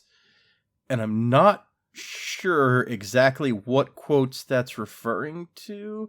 There is a section that says quotes. Let me see if, I'm not sure what it means by that exactly. Let me see if the word dedicated is meant. No, that's the only mention of dedicated. So yeah, I don't know what that means exactly. Maybe James Darren dedicated it to them or something. I don't know. There's a quote from Ronald D. Moore. In 2002, he still becomes emotional when discussing the end of that show. He says, I remember the end. We were all gathered together. They had shot the final shot, and the AD came up and just started saying, "Okay, it's time to say goodbye and good night to Nana Visitor," and everybody applauds. And that's when it hit me. It was like, oh my god, this is it. We're saying goodbye. I'm not sure why we're saying goodbye specifically to Nana Visitor there either. Oh, wait. Then it continues. Goodbye and good night to Alexander Siddig. Goodbye and good night to Michael Dorn. And so on and so forth. Everybody one at a time. And the cheers got louder and louder as we went. Goodbye and good night to Avery Brooks. And the place just explodes. And we're hugging each other and crying. I'm going up and hugging cast members, and I literally can't even talk. I literally can't even say goodbye to them. There's tears rolling down my face. I guess it does make the scene a little bit more emotional or whatever to know that was the last scene they filmed.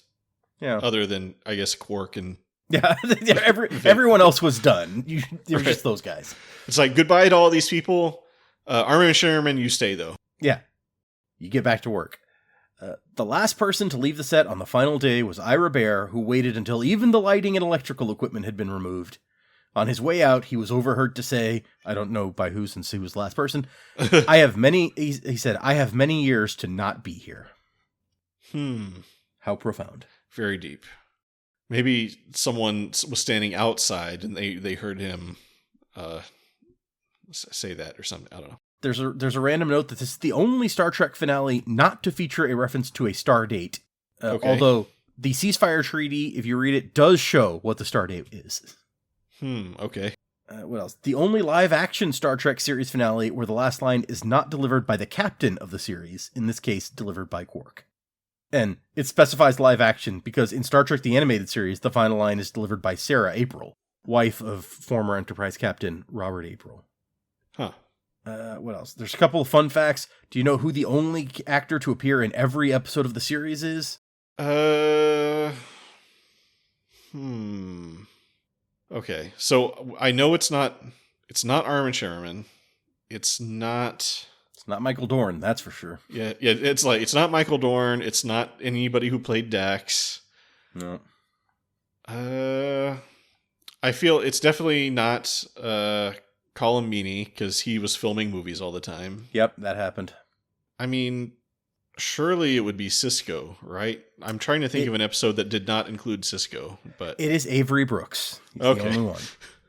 Now, there's more interesting to me, at least. There's 1, 2, 3, 4 actors who are the only actors besides the series regulars to appear in both the pilot and the finale.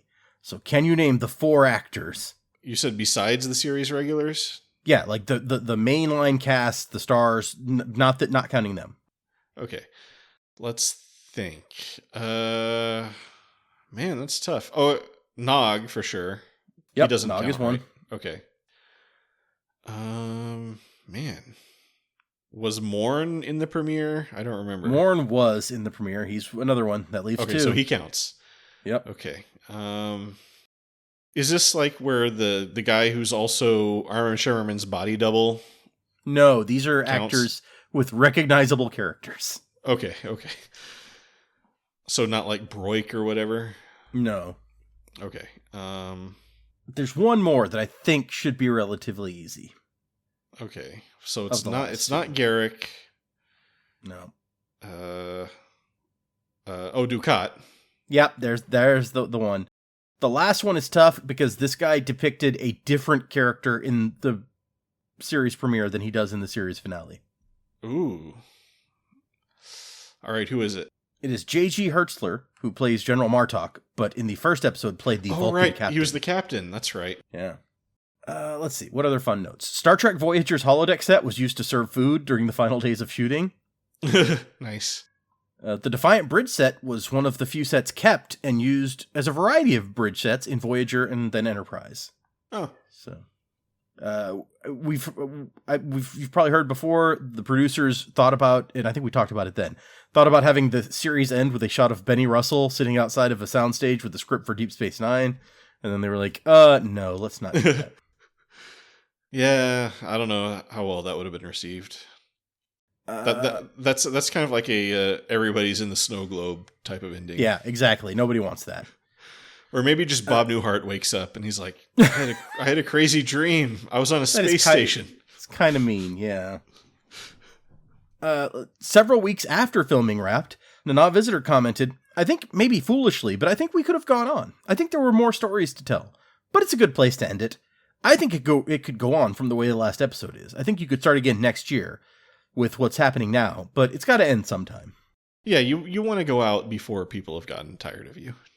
Yeah, for sure. I mean, what she says also makes sense. Like, there's definitely room for the show to continue, although we've now lost a lot of characters, so...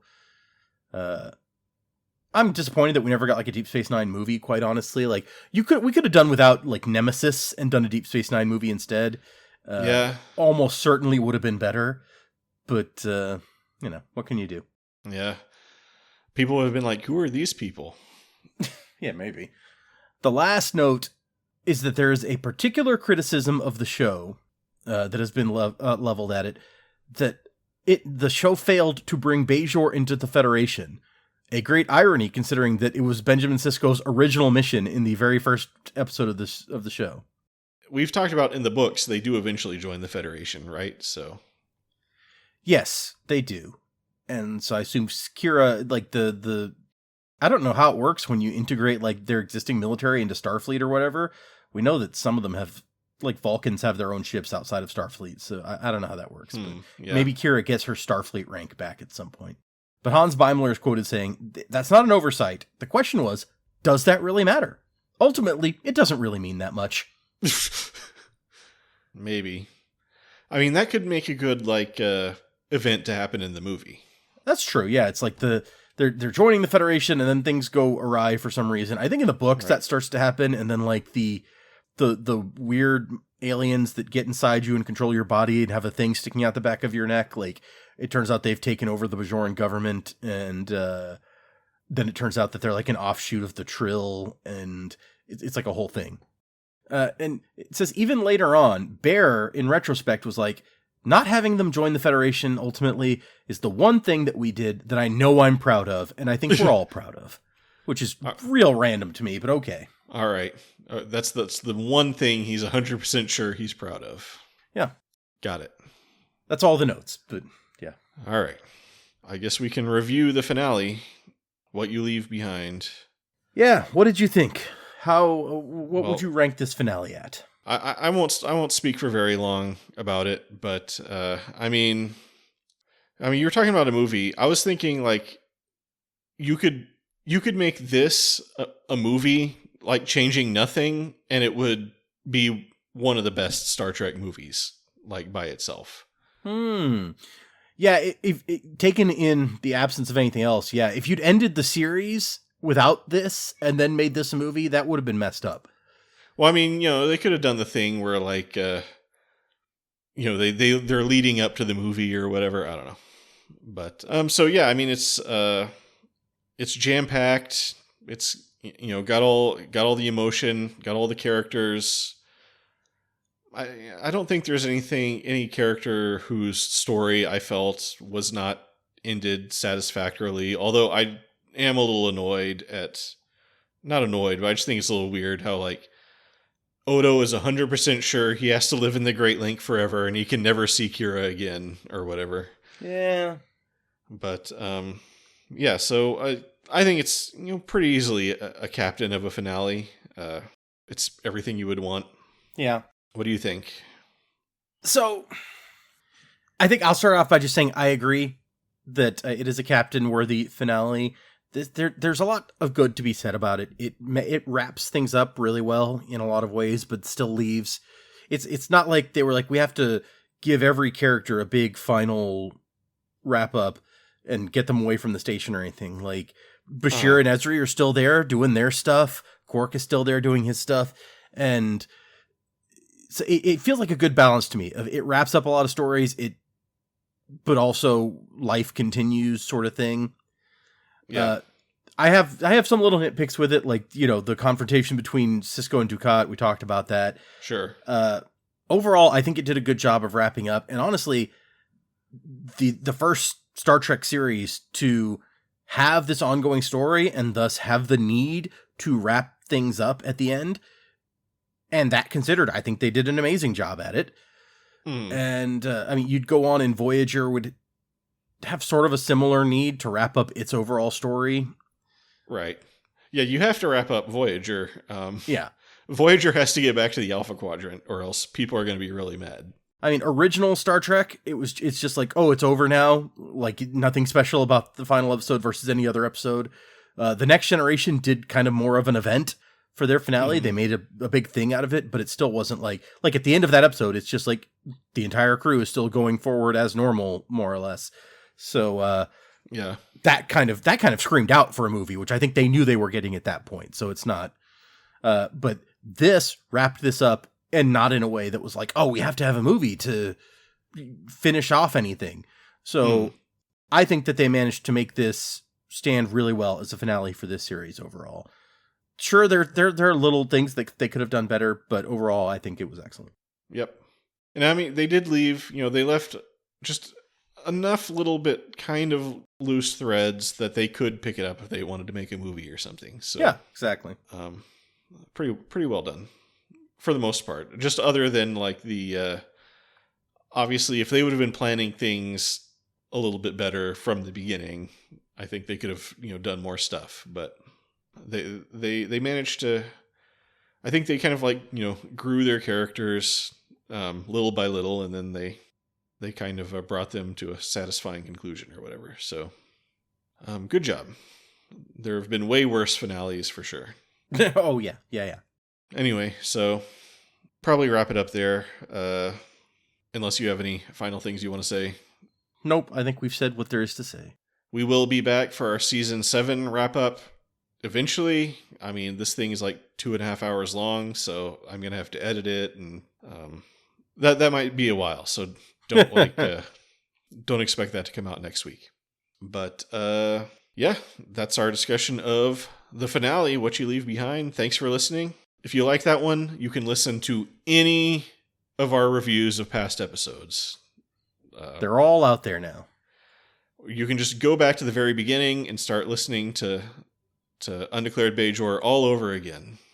Experience the magic, the laughter, the tears. But yep, we're not going anywhere for right now.